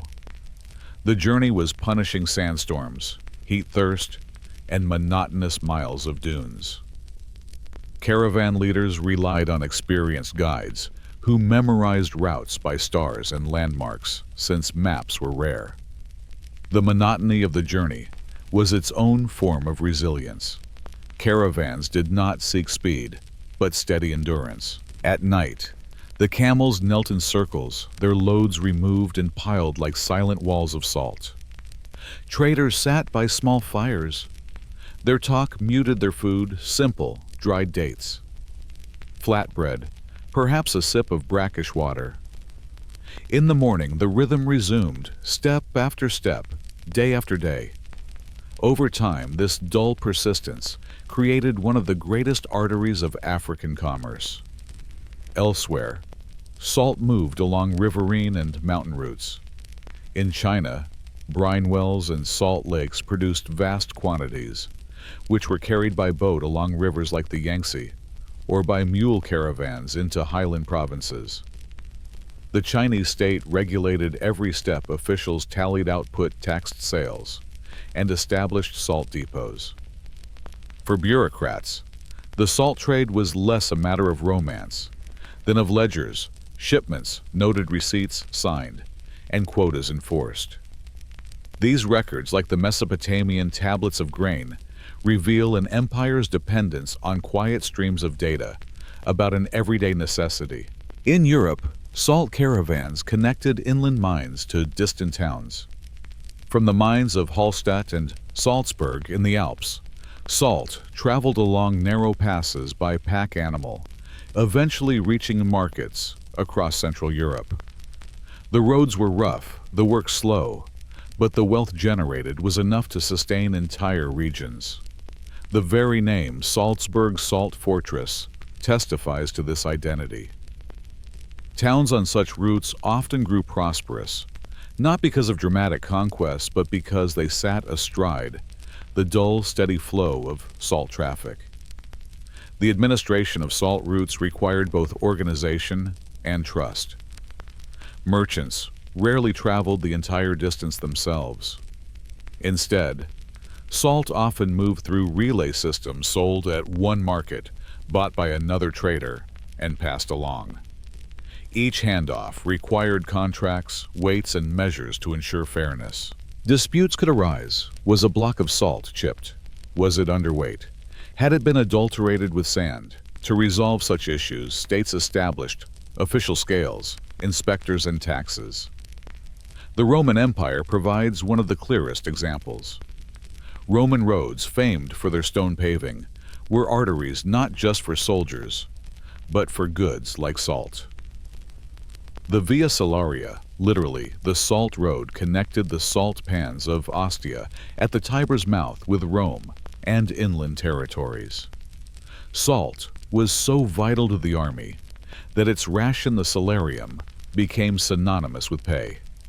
Soldiers, merchants, and citizens alike depended on this quiet stream of white crystals flowing steadily into the city. Managing salt trade meant more than moving blocks from one place to another. It meant ensuring security and continuity. Caravans crossing deserts or forests were vulnerable to bandits. States often stationed garrisons along routes or demanded tribute from traders in exchange for protection. Toll stations collected fees, adding to the monotony of the journey with stops, inspections, and paperwork. Yet these bureaucratic interruptions were part of what gave the system its stability.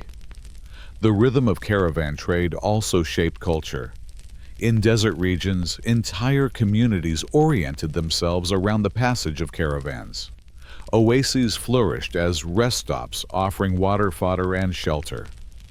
Markets grew where routes intersected, creating cosmopolitan hubs, where salt was exchanged not only for goods, but for ideas, stories, and languages. The salt routes, though focused on a dull commodity, became channels of cultural contact across regions. But let us not romanticize this too much. For most participants, the salt trade was laborious and tedious. Porters in the Andes carried sacks of salt from highland mines to valleys, their shoulders rubbed raw. Workers in Chinese brine fields spent hours boiling water, inhaling steam and scraping crystals from pans. Camel drivers trudged beside their animals under a merciless sun, their lives defined by repetition.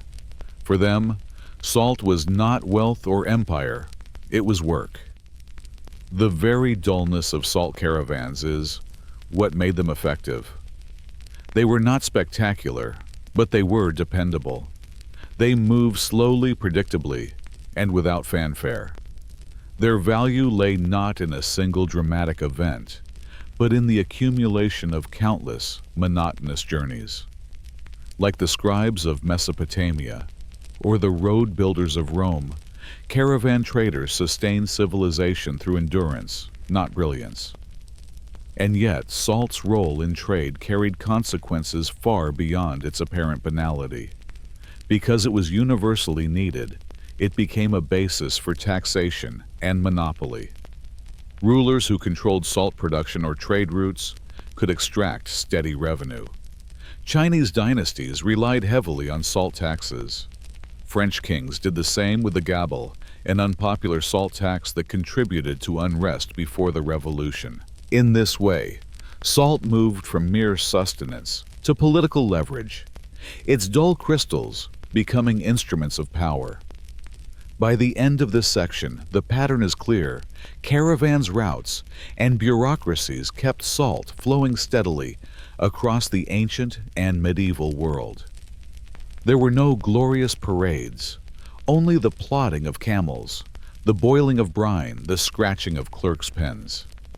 Yet out of this monotony came the cohesion of empires and the binding of distant regions into networks of exchange.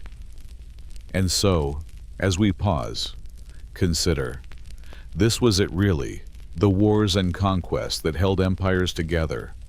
Or was it the steady, unnoticed march of caravans carrying something as dull as Salt Section 3 salt taxation and the unseen hand of history? By the time salt routes spanned deserts, rivers, and mountains across the Old World, salt was more than a dietary necessity. It had become a fiscal backbone. States, dynasties, and empires recognized that whoever controlled salt controlled revenue, armies, and obedience. The trade was dull, yes, but it was also lucrative, and this combination made salt one of the most heavily taxed commodities in history. Consider ancient China. By the time of the Tang and Song dynasties, salt was a state monopoly. Local producers could extract it, but distribution and sale were tightly controlled by the government. Salt certificates documents authorizing transport were issued by officials and carefully tracked. The income from salt taxes often exceeded that from land taxes funding armies, canals, and palaces. Dynasties rose and fell in part on their ability to manage this revenue stream. Salt was not just a seasoning. It was the empire's financial lifeblood. The dullness of the system belied its importance. Brine wells were dug, water boiled in endless cycles, certificates, stamped, caravans inspected. Clerks kept ledgers noting how many gin of salt were produced, how many transported, how many sold. The process lacked glamour, but it generated the steady trickle of coins that sustained state power. Without salt revenue, emperors could not field armies or maintain the Grand Canal. The empire's grand achievements depended on the monotonous flow of brine. In Europe, salt taxation became equally central. The most infamous example is the French gabelle, a tax imposed in the 14th century and enforced for centuries. It was not merely a levy, but a system of regional monopolies. In some provinces, salt was cheap, in others, outrageously expensive. People were required to buy a fixed amount annually, whether they wanted it or not. Smuggling became widespread, with clandestine traders, known as faux sauniers, risking punishment to sell untaxed salt. The gabelle was resented not because salt was luxurious, but because it was inescapable. Every family needed it. Every meal required it. To tax salt was to insert the state into the most ordinary act of life-seasoning food. By the 18th century, the gabelle had become one of the most hated institutions of the French monarchy, a symbol of arbitrary oppression. Its unpopularity contributed directly to the ferment of the French Revolution. Thus, a dull mineral became an accelerant of radical change. Elsewhere, salt sparked conflicts of different kinds. In medieval West Africa, control over Saharan salt mines and routes was as crucial as control over gold. The empires of Ghana, Mali, and Songhai taxed caravans, extracting wealth from the steady flow of slabs. Wars were fought not only over gold fields, but also over the silent gray-white salt pits of the desert. Travelers who described the trade marveled that salt was sometimes worth its weight in gold, yet most of it ended up in stew pots, preserving fish, or curing meat. The extraordinary was hidden inside the ordinary. Even in India, salt became a site of contestation. For centuries, local communities produced salt by evaporating seawater or mining inland deposits. When the British East India Company and later the colonial state took control, they imposed monopolies and taxes, squeezing revenue from the humble mineral. This system lasted into the 20th century, until it was famously challenged by Mahatma Gandhi's Salt March in 1930. Gandhi's act was deliberately symbolic. By walking to the sea and making salt himself, he defied not only a tax, but the principle that the state could regulate such a basic necessity. The march sparked mass protests and became a turning point in India's independence movement. Once again, salt, a dull, ordinary crystal, had outsized political weight. What all these examples reveal is the double nature of salt. On one hand, it was boringly routine, boiled, packed, traded, taxed. On the other, it was politically volatile because everyone needed it. Unlike silk gold or spices, salt was not optional. To interfere with its supply was to touch every household. Thus, salt taxation was both the easiest and the riskiest form of revenue, easy to impose, impossible to avoid, but capable of igniting deep resentment. The archaeology of salt underscores this ordinariness. Excavations at brine sites in China reveal hundreds of ceramic boiling pans stacked in layers, where workers evaporated water day after day. At Tagaza in the Sahara, abandoned pits show where laborers hacked salt slabs in silence, leaving behind little but broken tools.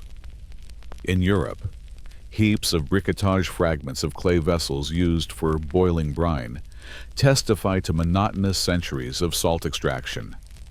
No grand inscriptions proclaim the glory of salt workers. Only their broken pots remain. And yet, salt's role in connecting societies was profound. Salt routes linked Africa to the Mediterranean, China, to Central Asia, inland Europe to the coasts. Along these routes, merchants carried not only salt, but also news ideas and technologies. The flow of dull crystals was a carrier of cultural contact. Timbuktu's libraries, Venice's ships, and China's bureaucracies all in some sense rested on salt. The legacy of salt trade continues even in language. The word salary comes from salt rations. Worth is salt remains a phrase for competence. Cities like Salzburg-Tuzla, from Turkish Tuz salt, and Hallstatt still carry the mineral in their names. These echoes remind us that what seems ordinary today was once the axis of entire economies. Modern refrigeration and industrial production have reduced salt's political and economic centrality.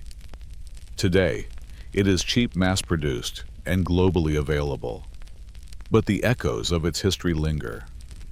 The same patterns of taxation, monopoly, and resentment that shape salt also shape oil, water, and other modern necessities. The story of salt is a reminder that civilizations are built not only on luxuries and wonders, but on the dull, daily substances that sustain life. So, as we close this story, you are left with a thought. If the silent march of salt caravans and the dull weight of taxation could shape revolutions, what ordinary resource of our own age might one day be seen as the hidden driver of history? Story 5. The Medieval Watermill. Quiet Revolutions in Turning. Grain to Flour, Section 1, Harnessing Streams. The First Watermills of Medieval Europe. Imagine the sound of rushing water breaking over a wooden wheel, the creak of timbers, and the low, steady rumble of stone on stone. This is not the noise of battle or of courtly music. It is the dull but constant hum of a medieval watermill at work. For much of Europe in the Middle Ages, this sound was the backdrop of survival. Grain, the staple of daily diet, had to be ground into flour, and watermills became the silent machines that made it possible. Grain has always been central to settled life. In Mesopotamia and Egypt, grain was ground by hand on stone querns, a laborious task usually performed by women or servants. The process was repetitive and exhausting hours each day of bending over a stone, pushing a smaller stone back and forth to crush kernels into coarse flour. The arrival of the watermill did not change the need for flour, but it transformed how societies met that need, shifting work from human muscle to mechanical force. The earliest watermills appeared in the Greco-Roman world. Writers like Vitruvius in the 1st century BCE described vertical water wheels turning millstones. But it was in medieval Europe from about the 8th century onward that watermills became widespread, multiplying across rivers, streams, and village brooks. By the year 1000, they were nearly ubiquitous in parts of France, England, and the Low Countries. The principle was simple. A stream was diverted into a mill race, a narrow channel that directed water onto a wheel. The moving water turned the wheel, which was connected by gears to a pair of millstones inside a wooden building. Grain poured into a hopper trickled between the stones, where it was crushed into flour. The flour fell into bins while the husks and bran were sifted out. The machinery was basic but ingenious. A system of wheels, gears, and levers all powered by nothing more than the steady flow of water. There were two main designs: undershot wheels, where water flowed beneath the wheel, pushing its paddles, and overshot wheels, where water poured from above using gravity to increase force. Overshot wheels were more efficient, but required a slope and carefully built channels. Either way, the result was the same monotonous rhythmic grinding hour after hour, day after day. For villagers, the arrival of a watermill was transformative. What once required hours of back-breaking labor at hand querns could now be done in bulk. A mill could grind for dozens of households in a day, freeing up human energy for other work. In many regions, the hand quern even became illegal, banned by lords, who wanted peasants to use the lord's mill and pay fees for the service. Thus, the watermill was not only a machine, but also an instrument of feudal control. The economics of milling were dull but powerful. Lords built mills on their estates and required tenants to bring their grain there. Millers took a portion of the grain as payment known as multure, a fee resented but unavoidable. This ensured that lords profited steadily from every loaf of bread baked in their domain. For peasants, the mill was both a convenience and a burden. It saved labor, but tied them into the web of feudal obligation. The daily work inside a mill was repetitive. The miller tended the wheel, adjusted the flow of water, poured grain into the hopper, and checked the stones. He listened for the distinctive hum that told him the stones were grinding properly. Too fast and the flour would burn from friction. Too slow and the grain would not be ground fine enough. Dust filled the air-coating hair and clothes. The floor vibrated with the turning of the stones. It was noisy, monotonous, and essential. Mills were also fragile. Wooden wheels, rotted gears wore down, and floods damaged races. Maintenance was constant. Carpenters repaired timbers, masons reset stones, and millers cleared weeds from channels. The rhythm of milling was interrupted by season streams, ran high and sprang low in summer, sometimes freezing in winter. Villages had to adapt storing grain or flour against lean times.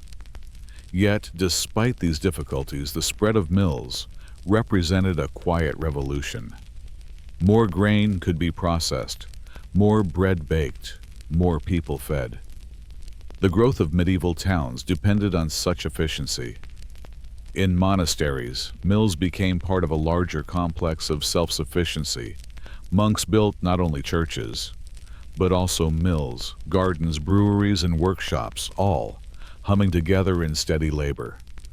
Archaeological remains confirm this expansion. Ruins of mill races cut into bedrock water channels lined with stone, and worn millstones found in river valleys tell of centuries of grinding. Written records from estates and abbeys note the income from mills, often one of the most reliable sources of rent.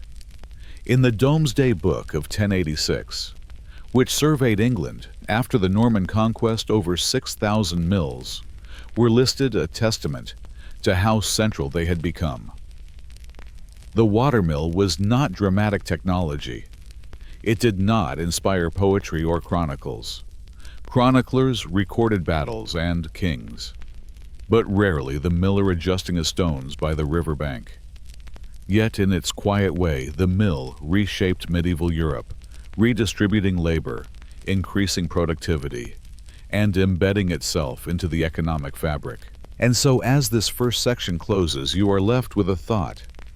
If the steady turning of wheels on remote streams could transform an entire continent's economy, what other unnoticed technologies might be grinding away today, shaping our world in silence? Section 2. Beyond Bread. Watermills as engines of medieval industry. By the 12th century, the quiet creak of water wheels was no longer confined to villages and monasteries. As Europe's population grew and towns expanded, mills multiplied not only in number, but in purpose. What had begun as a way to grind grain into flour evolved into an early form of mechanization, harnessing streams and rivers to power a range of industries. The watermill, dull in appearance and operation, became the engine of medieval productivity. The most immediate expansion was into fulling mills for cloth. Wool was Europe's great textile, and to make it usable, raw woven cloth had to be cleaned and thickened in a process called fulling. Traditionally, this meant hours of workers stomping in vats of water and clay, pounding the cloth with their feet. By attaching wooden hammers to the axle of a water wheel, millers transformed this drudgery into mechanical action. The wheel lifted and dropped the hammers in steady rhythm, beating the cloth tirelessly. The work was noisy, monotonous, and dusty, but it saved immense human effort. Similar adaptations powered iron forges. In parts of Germany, France, and England, water wheels turned bellows that fanned furnaces, producing higher heats for smelting iron. Later wheels also drove hammers to pound metal into shape. The sounds of industry, clang, hiss, thud, echoed from valleys where streams had been diverted into mill races. These were not great factories, as in the Industrial Revolution, but they were their medieval ancestors' workshops, where water replaced human lungs and arms. Mills also processed paper, oil, and timber. In Spain and Italy, water-powered paper mills cut rags into pulp, a crucial step in Europe's later printing revolution. In the Mediterranean, wheels crushed olives to extract oil.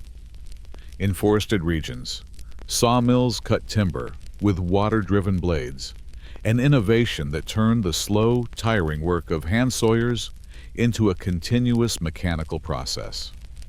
Each of these industries built on the same basic principle, the conversion of steady water flow into rotary or pounding motion.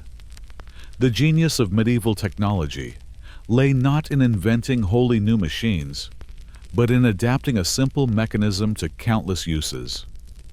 Water wheels became versatile engines, turning the mundane flow of rivers into a quiet force that reshaped economies. Towns and cities benefited most. Urban mills lined rivers, their wheels protruding into streams. Their buildings clustered along embankments. In places like Paris or London, municipal records show dozens of mills operating within city limits by the 13th century. They produced flour for baker's cloth for merchants, iron tools for craftsmen. The hum of mills was the hum of urban survival. The administration of mills also grew more complex. In the countryside, mills remained under feudal lords or monasteries. In towns, they often fell under municipal regulation. City governments controlled water rights, set milling fees, and inspected equipment. Disputes over water flow became common. If one mill diverted too much water, others downstream suffered. Legal records are full of quarrels over mill races' rights of way and repairs. Bureaucracy once again followed in the wake of dull but vital machinery. The life of a miller also took on new dimensions. In villages, millers were often resented figures accused of taking more than their fair share of grain as payment.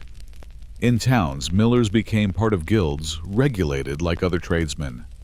Their work remained repetitive, adjusting wheels, repairing gears, cleaning stones. Yet their position gave them steady income and importance, for no town could do without their services. The physical remains of these mills tell a story of quiet persistence. Archaeologists find worn millstones reused in walls, traces of mill races, cutting through abandoned fields, and waterlogged timbers preserved in riverbeds. Written sources add detailed manorial accounts listing income, from mills, town ledgers recording repairs, monastic charters describing rights to streams.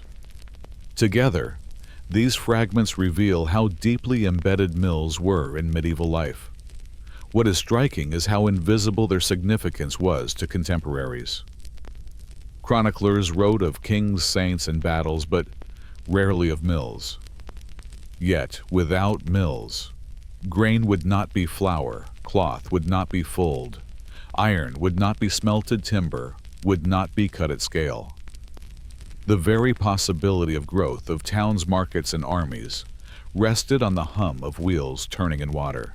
The expansion of mills also hinted at a broader transformation, the shift from muscle power to mechanical power. For millennia, human and animal labor had been the main sources of energy. The watermill introduced a new dynamic one, in which nature's steady flow could be harnessed continuously. This was not yet an industrial revolution, but it was a quiet precursor, a sign that societies could grow by turning natural forces into mechanical work. And yet, for all their importance, mills remained profoundly boring in their daily reality. They did not inspire awe. They produced no spectacle. They were noisy, dusty, repetitive, and unremarkable to those who lived beside them. But it was precisely in their dullness that their power lay.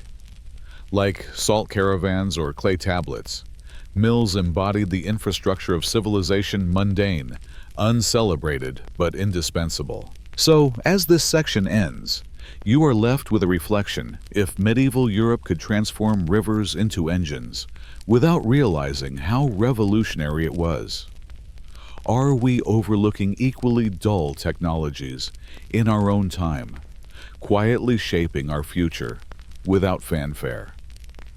Section 3: Society. Shaped by the turning wheel by the later Middle Ages, watermills had become so common across Europe that their presence was almost assumed. In villages, towns, monasteries, and estates, the steady turn of wheels and the grinding of stones formed a background rhythm to daily life. Yet beyond their immediate utility, mills carried profound social, economic, and cultural consequences. Their quiet revolutions were not limited to flour or cloth. They reshaped how communities lived, worked, and even imagined the use of natural power. One of the clearest effects was on feudal economics. Lords who controlled mills wielded steady sources of income. Unlike agriculture, which fluctuated with harvests, milling fees were dependable. Every peasant needed flour. Every household consumed bread. By requiring tenants to use the lord's mill and forbidding handquarns, feudal powers ensured a steady trickle of grain tribute, measured in mulcture, the miller's share. This created friction.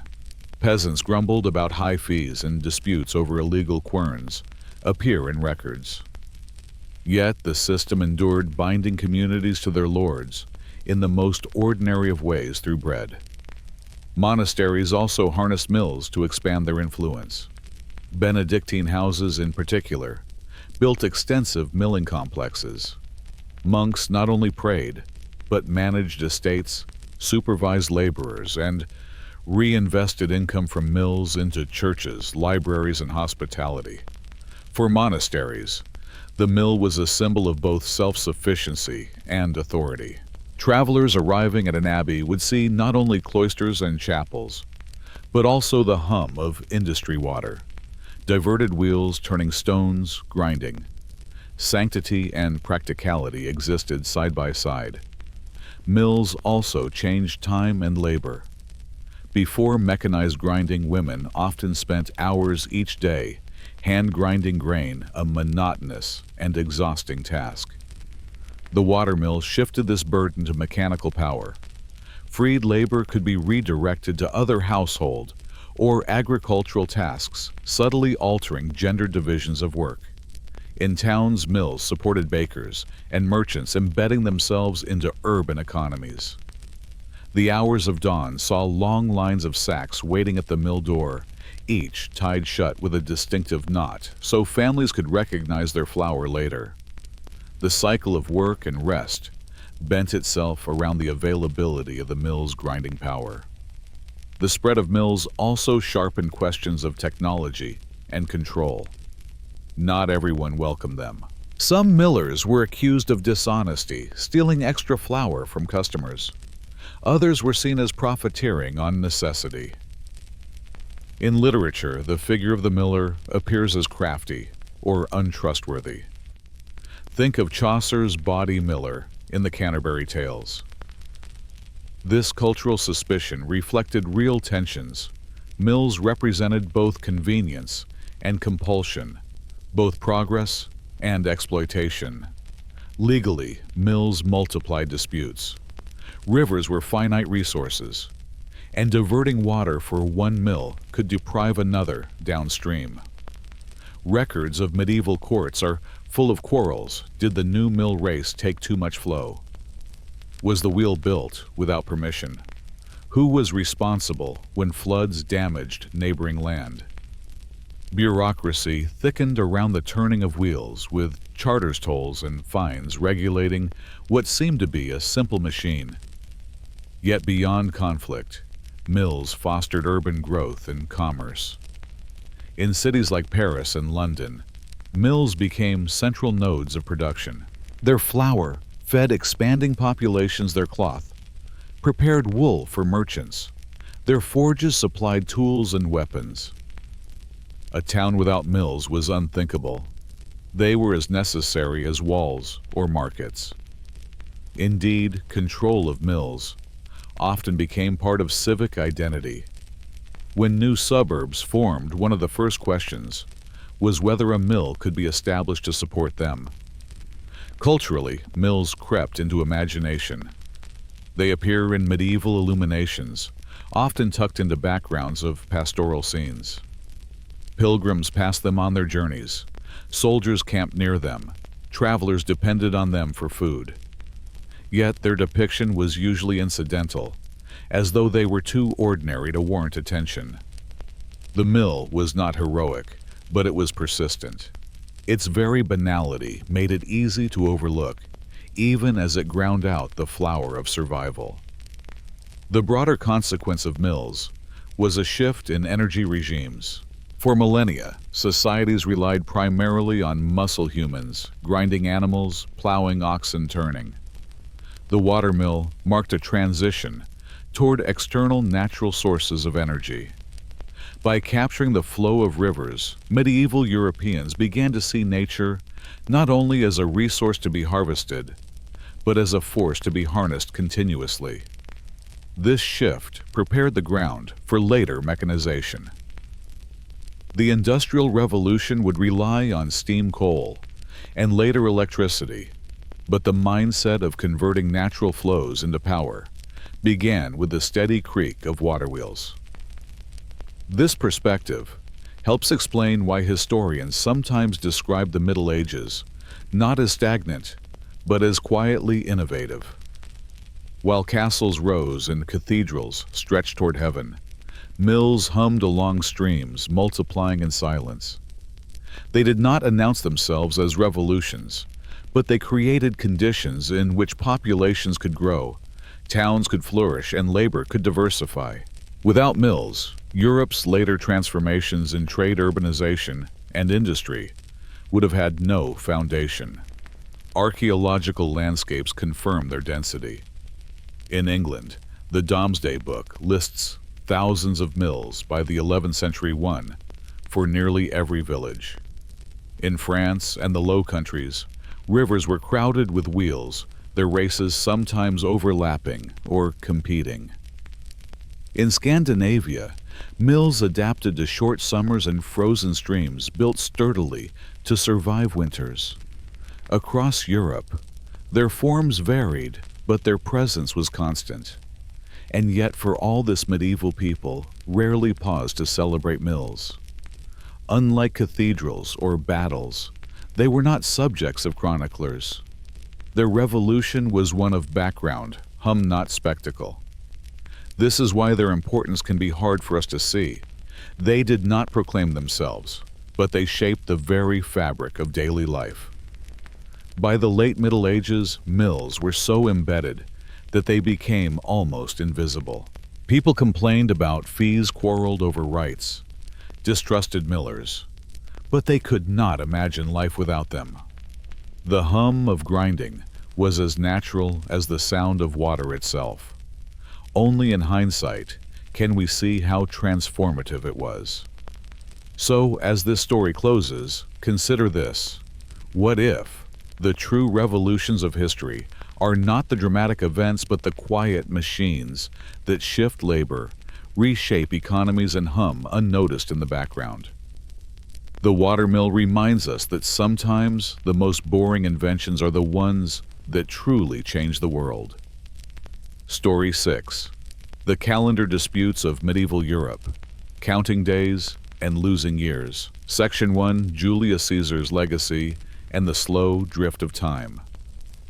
The story of medieval Europe's calendar disputes begins much earlier in the days of Rome. Imagine a society where the measurement of time itself was inconsistent, where months drifted unpredictably, and where politicians could literally manipulate the calendar to extend their own term in office. This was the late Roman Republic. To bring order to this confusion, Julius Caesar introduced a reform in 46 BCE that became one of his most lasting legacies, the Julian calendar. The Julian calendar was a bold simplification. Based on advice from the Alexandrian astronomer Sosigenes Caesar, established a year of 365 days divided into 12 months. To approximate the true solar year, he added a leap day every fourth year, producing an average year length of 365.25 days. This was an enormous improvement over the older Roman system, which had relied on lunar months and periodic corrections that were often applied inconsistently. For centuries, the Julian calendar gave Rome and later Christendom a stable framework for marking days, organizing festivals, collecting taxes, and planning military campaigns.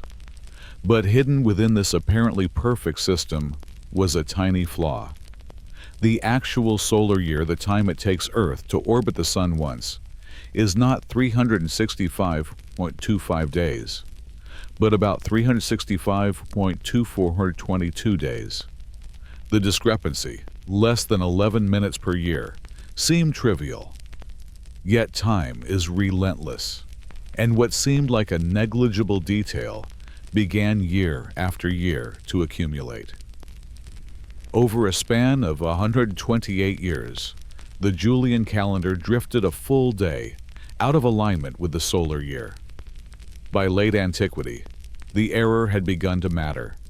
In 325 CE, the First Council of Nicaea fixed the date of Easter as the first Sunday after the first full moon following the vernal equinox.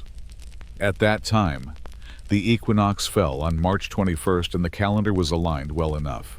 But as the centuries rolled on, the calendar crept forward, and by the early Middle Ages, the equinox was no longer occurring on March 21st, but on March 20th, then March 19th, then March 18.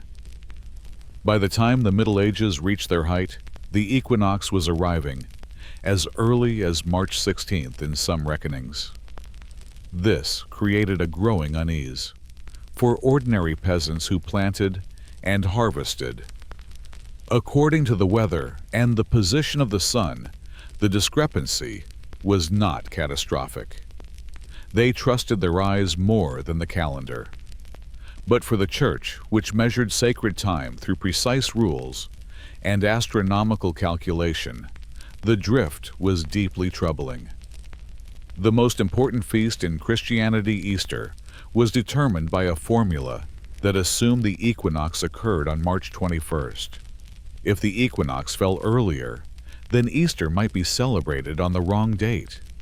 A liturgical cornerstone of Christian life was slowly becoming misaligned with the heavens. Monks and scholars began to notice. Within the cloisters of Europe, astronomically minded clergy tracked the heavens with meticulous care. They observed the sun's rising points, measured shadows at midday, and recorded the dates of equinoxes and solstices. Their chronicles reveal increasing awareness that the Julian year was drifting. By the 10th and 11th centuries, educated clergy could predict the problem with confidence. The longer things went on, the more Easter would slip from its intended season. But the calendar was more than just a scientific tool. It was also a deeply entrenched social structure. Every contract, charter, and legal document was dated according to the Julian year. Feasts and saints' days structured the rhythm of rural and urban life. To change the calendar meant to change the very fabric of society. For this reason, even as intellectuals worried, rulers hesitated. Reforming the calendar was not a task that could be attempted lightly. The problem grew in other subtle ways. Medieval Europeans often described time as both divine and practical. Time was a gift of God measured out in days and seasons, but also a framework for collecting rents, holding markets, and paying taxes. The drift of the calendar meant that sacred time and natural time were slowly parting company. The March 21st marked in books no longer corresponded to the actual equinox in the sky. A society that depended on harmony between heaven and earth found itself caught between two measures of reality.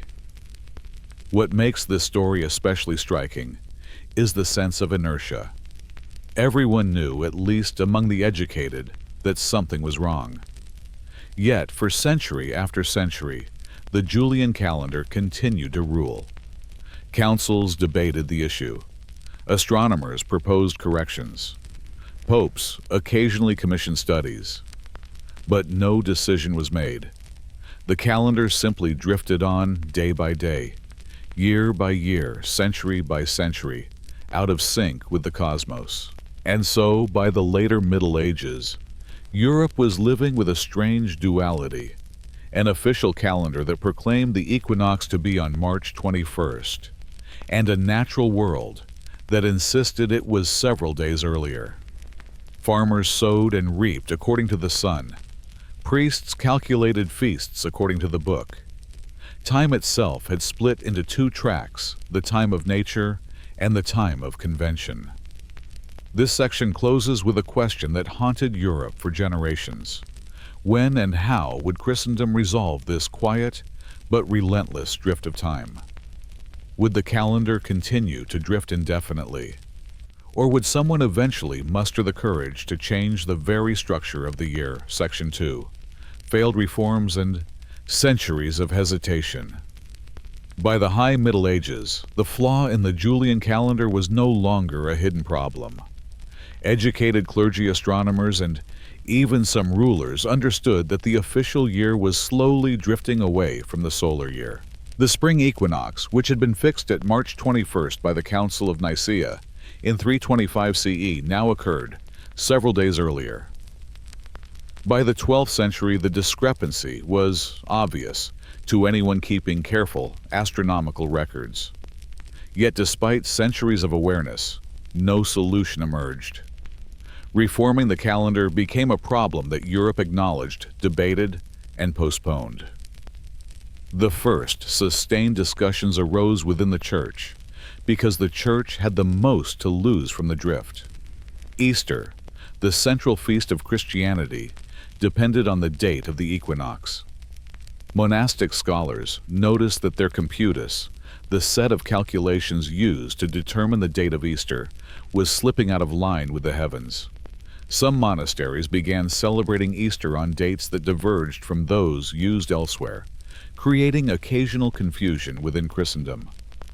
One of the earliest Reform voices came from the 9th century scholar Bede the Venerable, who carefully studied the calendar and the computus. In his De Temporum Ratione, on the reckoning of time, Bede described the discrepancy between the Julian year and the true solar year.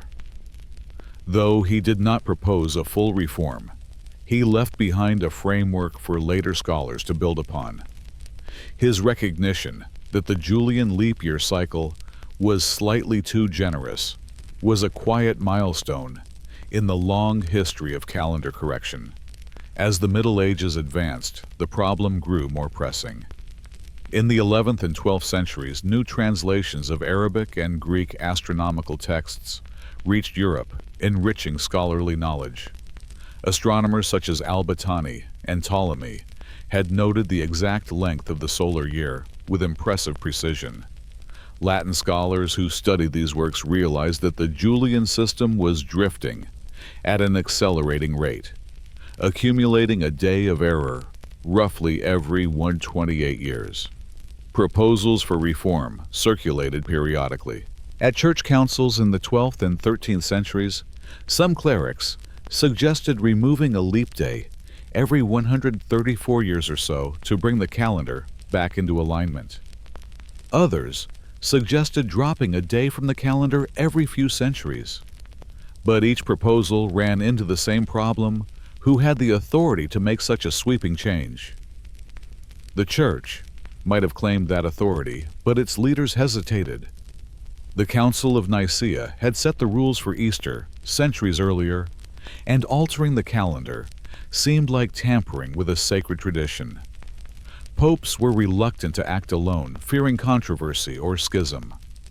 Kings and emperors, for their part, lacked the ecclesiastical authority to mandate change across Christendom. The result was paralysis. Meanwhile, practical confusion grew. Local churches sometimes calculated Easter differently, leading to competing feast days. In some years, different parts of Europe celebrated the resurrection a week apart. This inconsistency troubled clergy and confused the faithful, but it was tolerated year after year, century after century. One particularly significant moment of near reform came in the 15th century. By then, the error had accumulated to nearly 10 days. The Council of Constance, 1414 to 1418, briefly discussed calendar correction, but the council was preoccupied with ending the great schism of the papacy and resolving theological disputes. Calendar reform, while acknowledged as important, was not urgent enough to command attention. Later in the century, Pope Sixtus IV received proposals from astronomers suggesting ways to realign the calendar. The German astronomer Regiomontanus Johannes Müller was among those who studied the problem, emphasizing the need for more precise astronomical observation before any reform could be attempted. But he died young and his work was never completed. The Fifth Lateran Council, 1512 to 1517, came closer still. At this gathering in Rome, churchmen openly discussed the growing discrepancy between the Julian calendar and the solar year. A proposal was made to adjust the leap year system by skipping a leap day every 134 years, essentially bringing the average year length into better harmony with the actual solar year. Yet once again, nothing was done. The council adjourned without action, distracted by more pressing matters, most notably the looming crisis of the Reformation. The irony was that everyone knew the calendar was wrong. Monastic observers had centuries of records showing the drift. Astronomers had inherited precise calculations from classical and Islamic sources. Popes and councils had received repeated proposals. But the weight of tradition, the fear of disrupting daily life, and the sheer complexity of coordinating change across Christendom combined to prevent any solution. In daily life, the drift created a quiet dissonance. Farmers still relied on the sun planting when the warmth arrived, rather than when the calendar instructed. Townspeople marked saints' days by the book, even if the heavenly signs disagreed. Priests led Easter services on the prescribed date, even though they knew the equinox had already passed. Time itself had split into cosmic time, measured by the heavens, and constructed time, measured by the Julian calendar. This dissonance weighed most heavily on scholars who lived with the knowledge that the structure of time itself was slipping out of alignment. To many, it was a philosophical and even spiritual problem.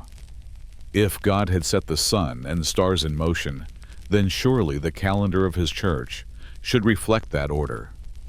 Yet year by year, the church's calendar drifted further from creation's rhythms. By the early 16th century, the error was undeniable. The equinox, once fixed on March 21st, was now falling on March 11th.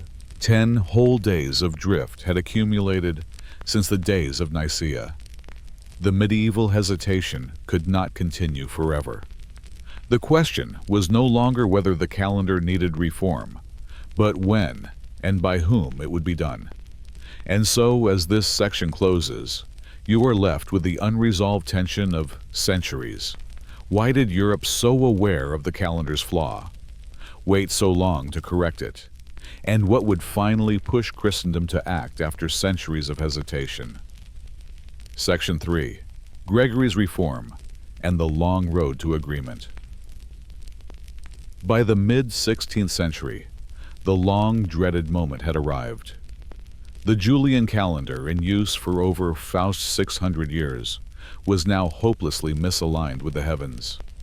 The vernal equinox, which the Council of Nicaea had set at March 21st in 325 CE, had slipped back to March 11th. Easter, the feast at the very heart of the Christian liturgical year, was calculated from rules that no longer matched the actual position of the sun and moon. After centuries of hesitation, Christendom faced a choice: continue to ignore the problem, or finally reform the very structure of time. The decisive step came from Pope Gregory XIII, who reigned from 1572 to 1585. Gregory was not a scientist himself, but he was deeply concerned with the unity and credibility of the Church. A calendar that no longer matched the heavens was to him both an administrative nuisance and a theological embarrassment. In 1577, he appointed a commission of scholars including astronomers and mathematicians, such as Christopher Clavius, a Jesuit, who would become the chief architect of reform. Clavius and his colleagues studied the problem with care. They had access to improved astronomical observations from the Renaissance, including more precise calculations of the solar year's length. The solution they devised was simple but elegant. Remove the 10 days of accumulated error and adjust the leap year system so that the calendar would remain aligned in the future. The adjustment worked like this every year. Divisible by 4 would still be a leap year, as in the Julian system. But century years, years ending in 00, would only be leap years if divisible by 400.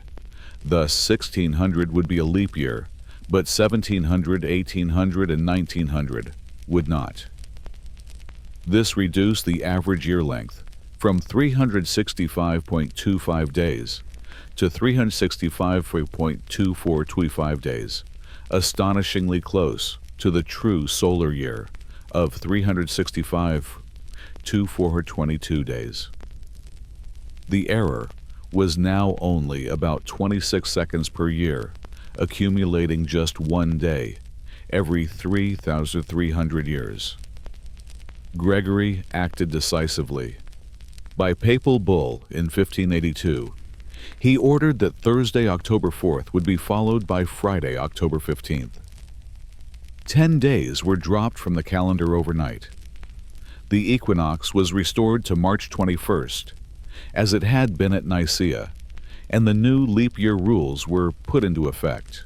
This became known as the Gregorian calendar, the system still in use across most of the world today. The reform solved the problem, but it did not pass without controversy.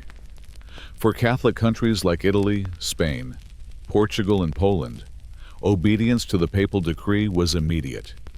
They made the shift in October 1582, leaping forward by 10 days. But in Protestant and Orthodox lands, resistance was strong. The idea of following a papal directive, especially in the midst of Reformation tensions, was politically and religiously fraught. To many Protestants, the Gregorian calendar looked like a Catholic trick. As a result, adoption was uneven. Catholic France switched within months, while Protestant Germany and the Netherlands delayed until 1700. England and its colonies, including what would later become the United States, resisted until 1752, by which time the discrepancy had grown to 11 days. Russia, clinging to the Julian system under Orthodoxy, did not adopt the Gregorian calendar until after the Bolshevik Revolution in 1918. Even today, some Orthodox churches continue to celebrate religious feasts according to the Julian reckoning.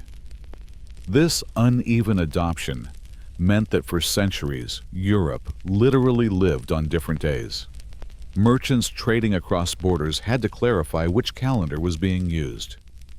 Diplomatic correspondence sometimes recorded 2 dates, Old-style Julian and New-style Gregorian. Confusion over dates appears in treaties contracts. and even in the histories of individuals. For example, the English writer William Shakespeare and the Spanish writer Miguel de Cervantes are often said to have died on the same day in April 1616, but in reality, their deaths were 10 days apart. Shakespeare, under the Julian system in England; Cervantes, under the Gregorian system in Spain. For ordinary people, the reform was bewildering. In Catholic lands, peasants went to bed on October 4th, 1582, and woke up on October 15th. 10 days of their lives seemed to have vanished.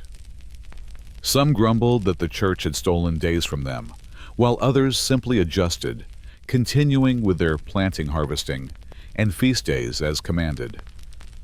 The shift did not change the seasons. The sun and the fields obeyed the natural year, but it did alter the human framework that organized time.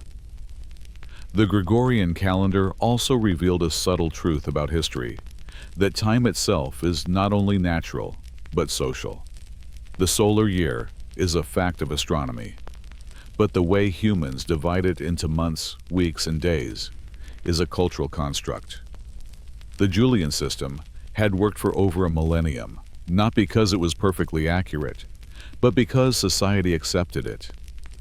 The Gregorian reform succeeded not because of mathematical perfection alone, but because governments and churches agreed to enforce it. Time, in other words, is as much about consensus as it is about the stars. In hindsight, the reform seems obvious, but its success depended on the convergence of scientific precision, papal authority, and political will. For centuries, the calendar problem had lingered because no one had managed to bring those elements together. Only in the late Renaissance, when astronomy had advanced and papal power was still strong in Catholic lands, could the change be made. The long road to agreement also left a legacy of cultural difference.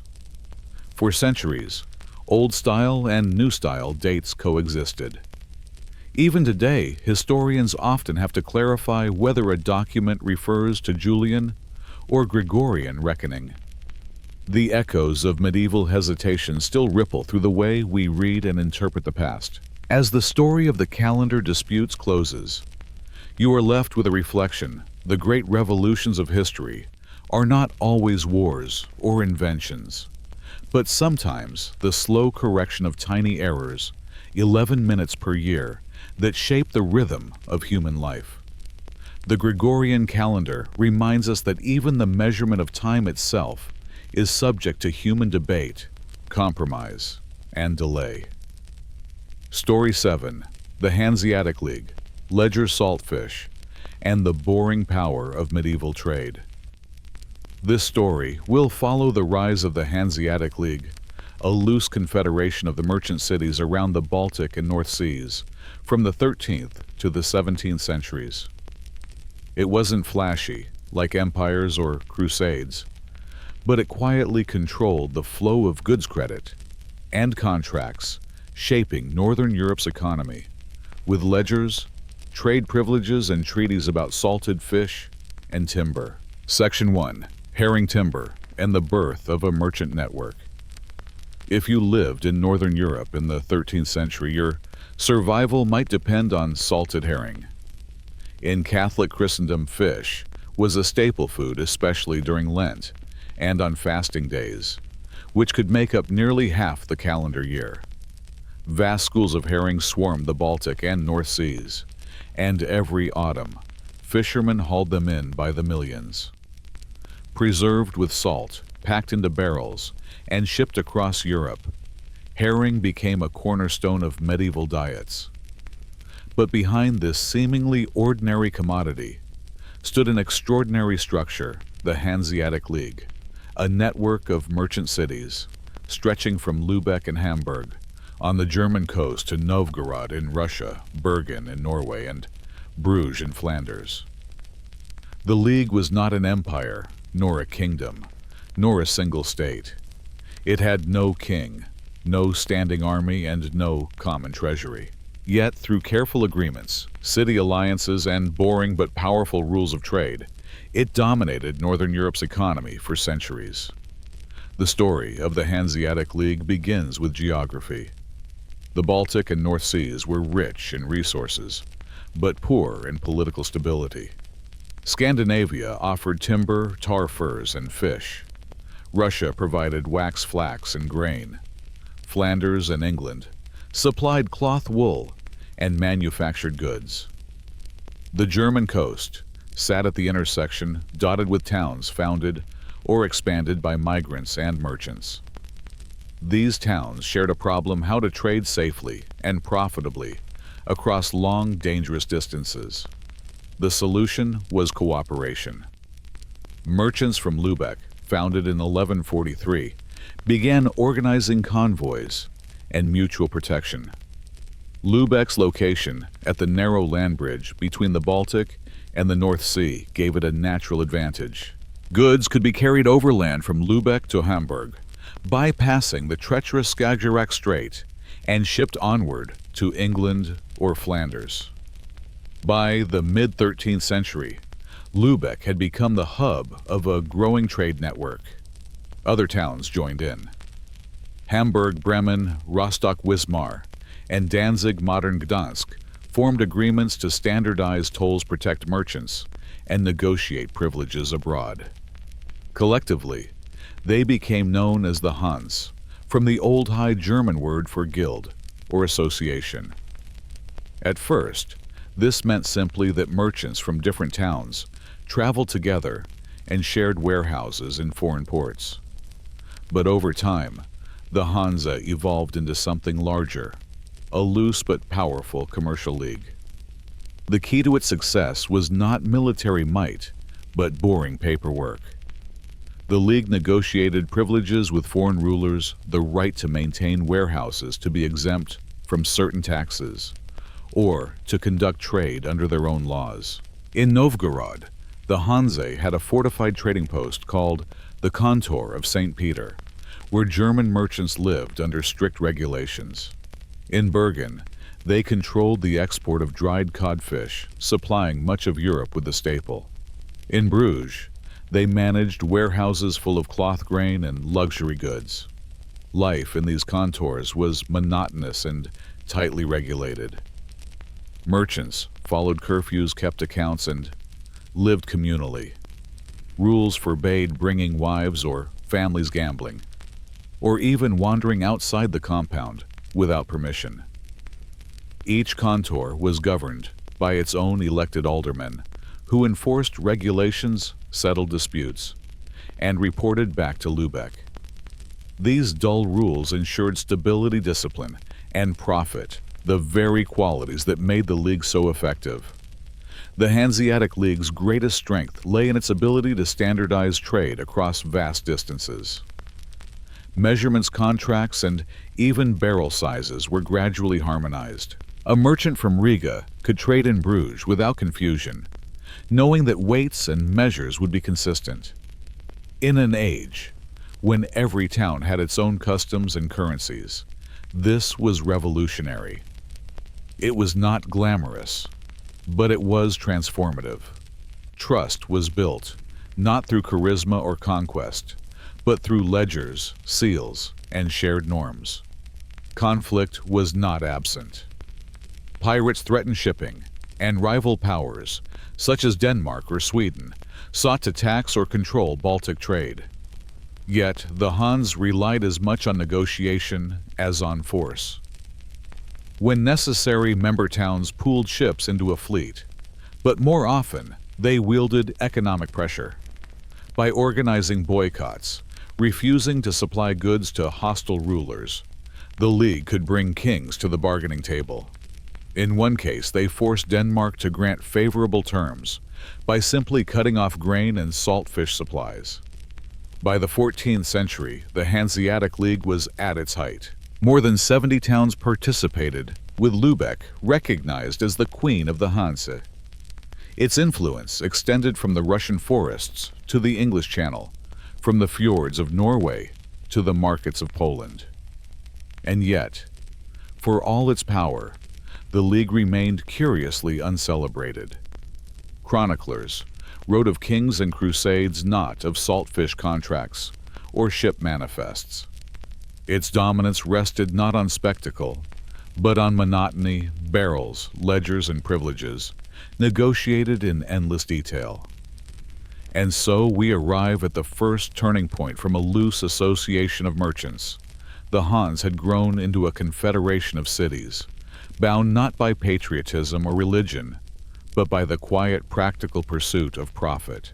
But how could such a fragile alliance without an army, without a ruler, endure across centuries of political upheaval? That is the unresolved question at the end of this section. What allowed the Hanseatic League, a federation of merchants, bound together by paperwork and salted fish, to hold power in an age dominated by kings and knights? Section 2. Assemblies, boycotts, and the machinery of merchant power.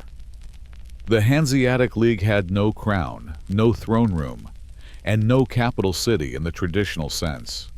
Yet it governed an arc of Europe, stretching from the North Sea to Russia.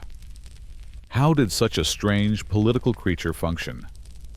The answer lies not in banners or battles, but in the quieter, slower processes of assemblies, negotiations, and paperwork. At the center of this machinery stood the city of Lübeck. Often called the Queen of the Hanse, Lübeck had been founded in 1143 on the Baltic coast, strategically positioned where overland routes met maritime trade. By the 13th century, it had emerged as the League's informal leader. It hosted the Hansetag, or General Assembly, where representatives of member towns gathered to deliberate on policies. These assemblies were not grand spectacles. There were no speeches echoing in marble halls, no stirring declarations of unity. Instead, merchants and town councilors sat at long wooden tables debating matters of tolls, tariffs, privileges, and boycotts. Votes were cast by cities, not individuals, and decisions were recorded in careful minutes. The Hansetag had no permanent schedule. It was convened when problems arose, but it became the League's central decision-making forum. The issues discussed were often mundane, but vital.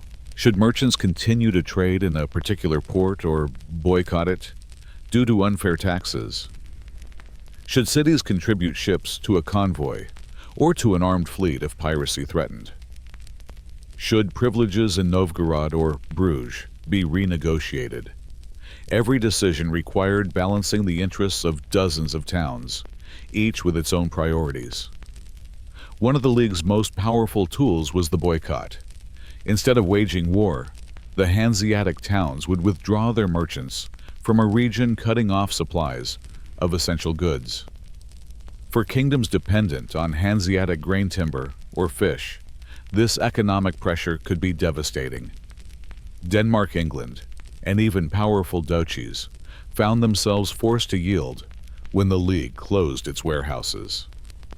The boycott was boring in execution, but brilliant in effect. It required merchants to obey strict orders: no trade with the target, no secret deals, no shipments through third parties. The discipline necessary was extraordinary, enforced through peer pressure fines and the threat of exclusion from the League. A city that ignored a boycott risked being branded unreliable, losing privileges, and seeing its merchants barred from the most profitable trade routes. In an age when reputation was everything, this was a potent deterrent. Yet the League was not without friction.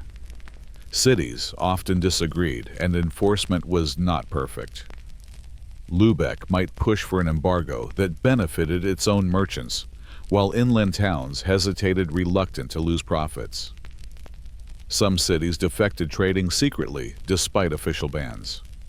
But the remarkable fact is that for centuries the League managed to maintain enough unity to act collectively, at least on major issues. Another pillar of Hanseatic governance was its network of contours, or trading posts. These were more than warehouses. They were semi-autonomous enclaves of Hanseatic law.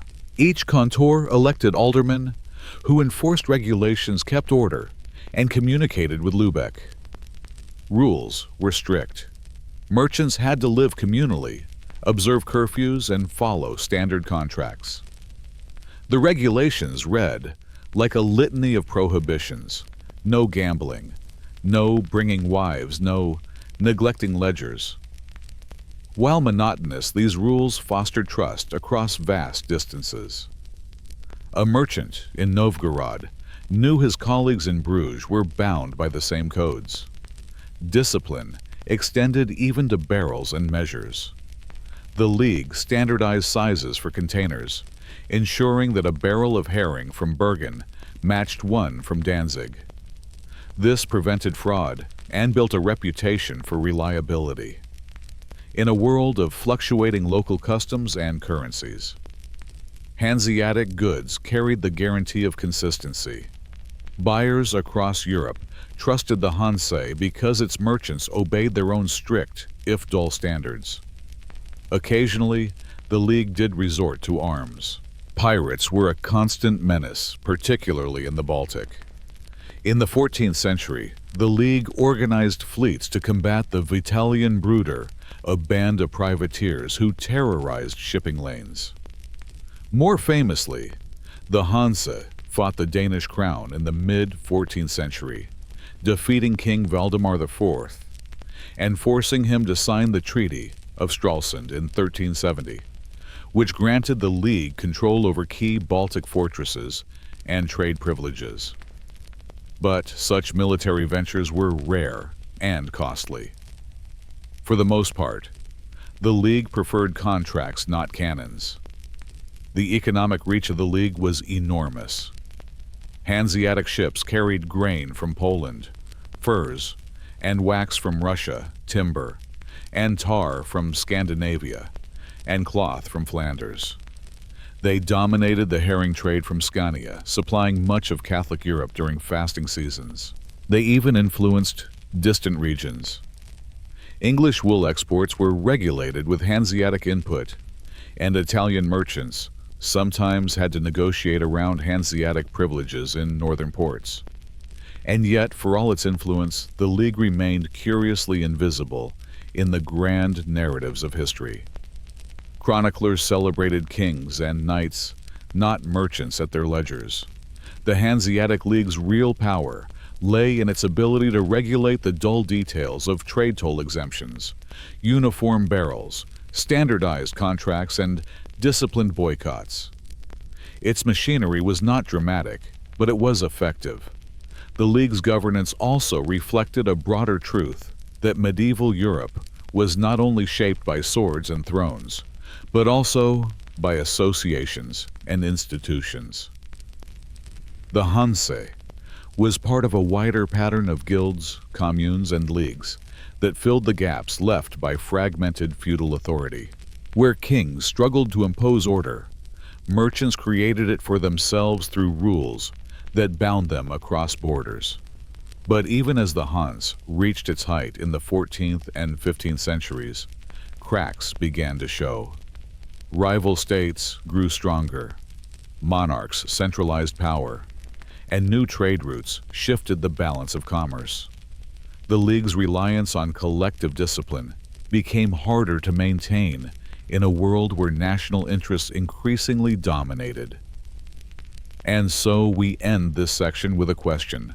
Could a federation of merchants bound together by boycotts and barrels survive the rise of powerful nation-states and the expansion of global trade? Or was the Hanseatic League destined to fade, its quiet machinery, overwhelmed by new forces, Section 3 decline, disappearance, and a legacy of rules? By the late 15th century, the Hanseatic League had reached its peak. Its merchants controlled most of the trade in the Baltic and the North Seas. Its assemblies in Lübeck still drew representatives from dozens of towns. Its boycotts could humble kings, and its privileges in ports, from Novgorod to Bruges, ensured influence far beyond its borders. And yet, the very forces that had made the League powerful were beginning to erode its position. The first challenge came from the rise of centralized monarchies. In the earlier Middle Ages, weak kings and fragmented polities had left space for merchant associations to flourish.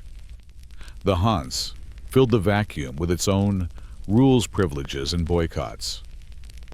But by the 15th and 16th centuries, kings in Denmark, Sweden, Poland, and England were consolidating authority.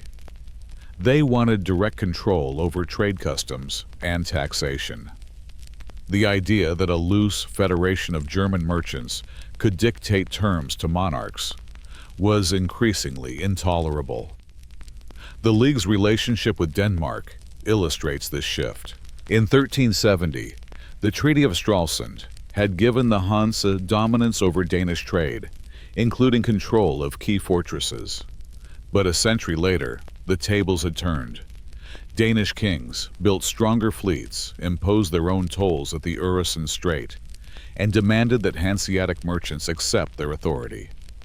The League fought wars, but its military victories became rarer, and its boycotts less effective against increasingly self-sufficient kingdoms. The second challenge was new trade routes. The League's wealth had rested on controlling the Baltic and North Seas, but the discovery of the Americas and the sea routes to Asia in the late 15th century shifted the center of commerce to the Atlantic.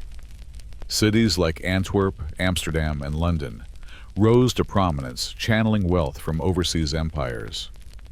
The Hanseatic towns tied to herring, grain, timber, and furs suddenly seemed provincial compared to the glittering cargoes of silver, sugar, spices, and tobacco.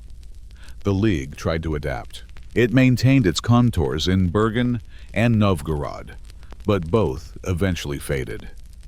Novgorod's post closed after the city was conquered by Moscow in 1478, cutting off the easternmost link in the Hanseatic chain.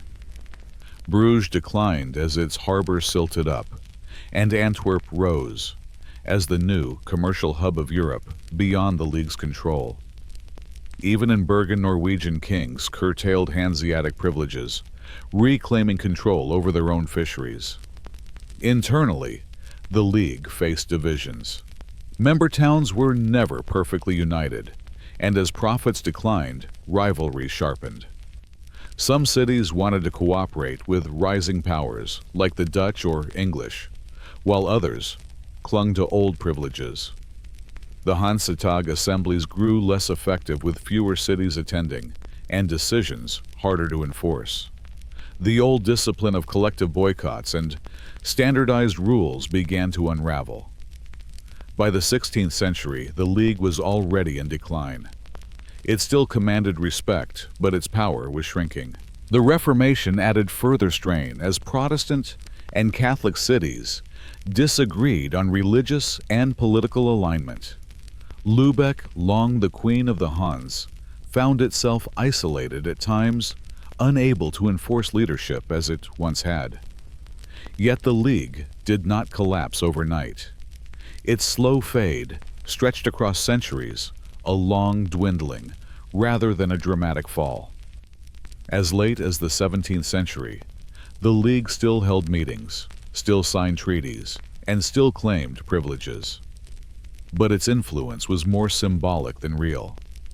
By then, the Dutch and English dominated northern seas, their fleets larger and their global reach far greater than anything the Hanse could muster.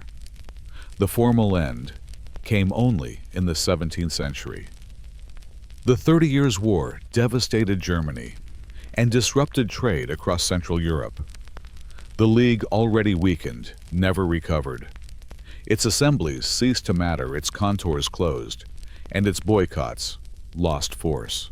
By the mid-1600s, the Hanseatic League was for practical purposes a thing of the past. And yet, even in decline, the Hanse left a lasting mark.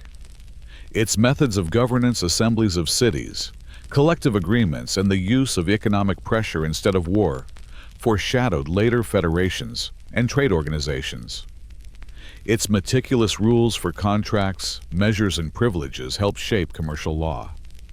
Even the idea that merchants could band together across borders to defend their interests anticipated modern institutions like the European Union and the World Trade Organization. Today, the memory of the Hanseatic League survives in place names and cultural traces. German cities like Lübeck, Hamburg, and Bremen still call themselves Hansestadt Hanseatic cities. Bergen's old wooden warehouses, once filled with stockfish bound for the continent, are now a UNESCO heritage site. The very word Hanseatic continues to carry a sense of mercantile tradition, discipline, and reliability. The Hanseatic League never built an empire of conquest, never commanded great armies, never crowned kings. Its empire was one of barrels, ledgers, contracts, and boycotts, boring tools perhaps, but quietly transformative. For centuries, it regulated the lifeblood of Northern Europe, proving that power can rest not only on swords, but also on spreadsheets. And so, as the story of the Hanseatic League closes, you are left with a thought: how many of the world's great powers, from medieval leagues to modern corporations and international organizations, are built not on drama, but on the slow, dull accumulation of rules, privileges, and trust. Perhaps the real revolutions of history happen in ledgers, not on battlefields. End of story. Wish you have a sweet dreams.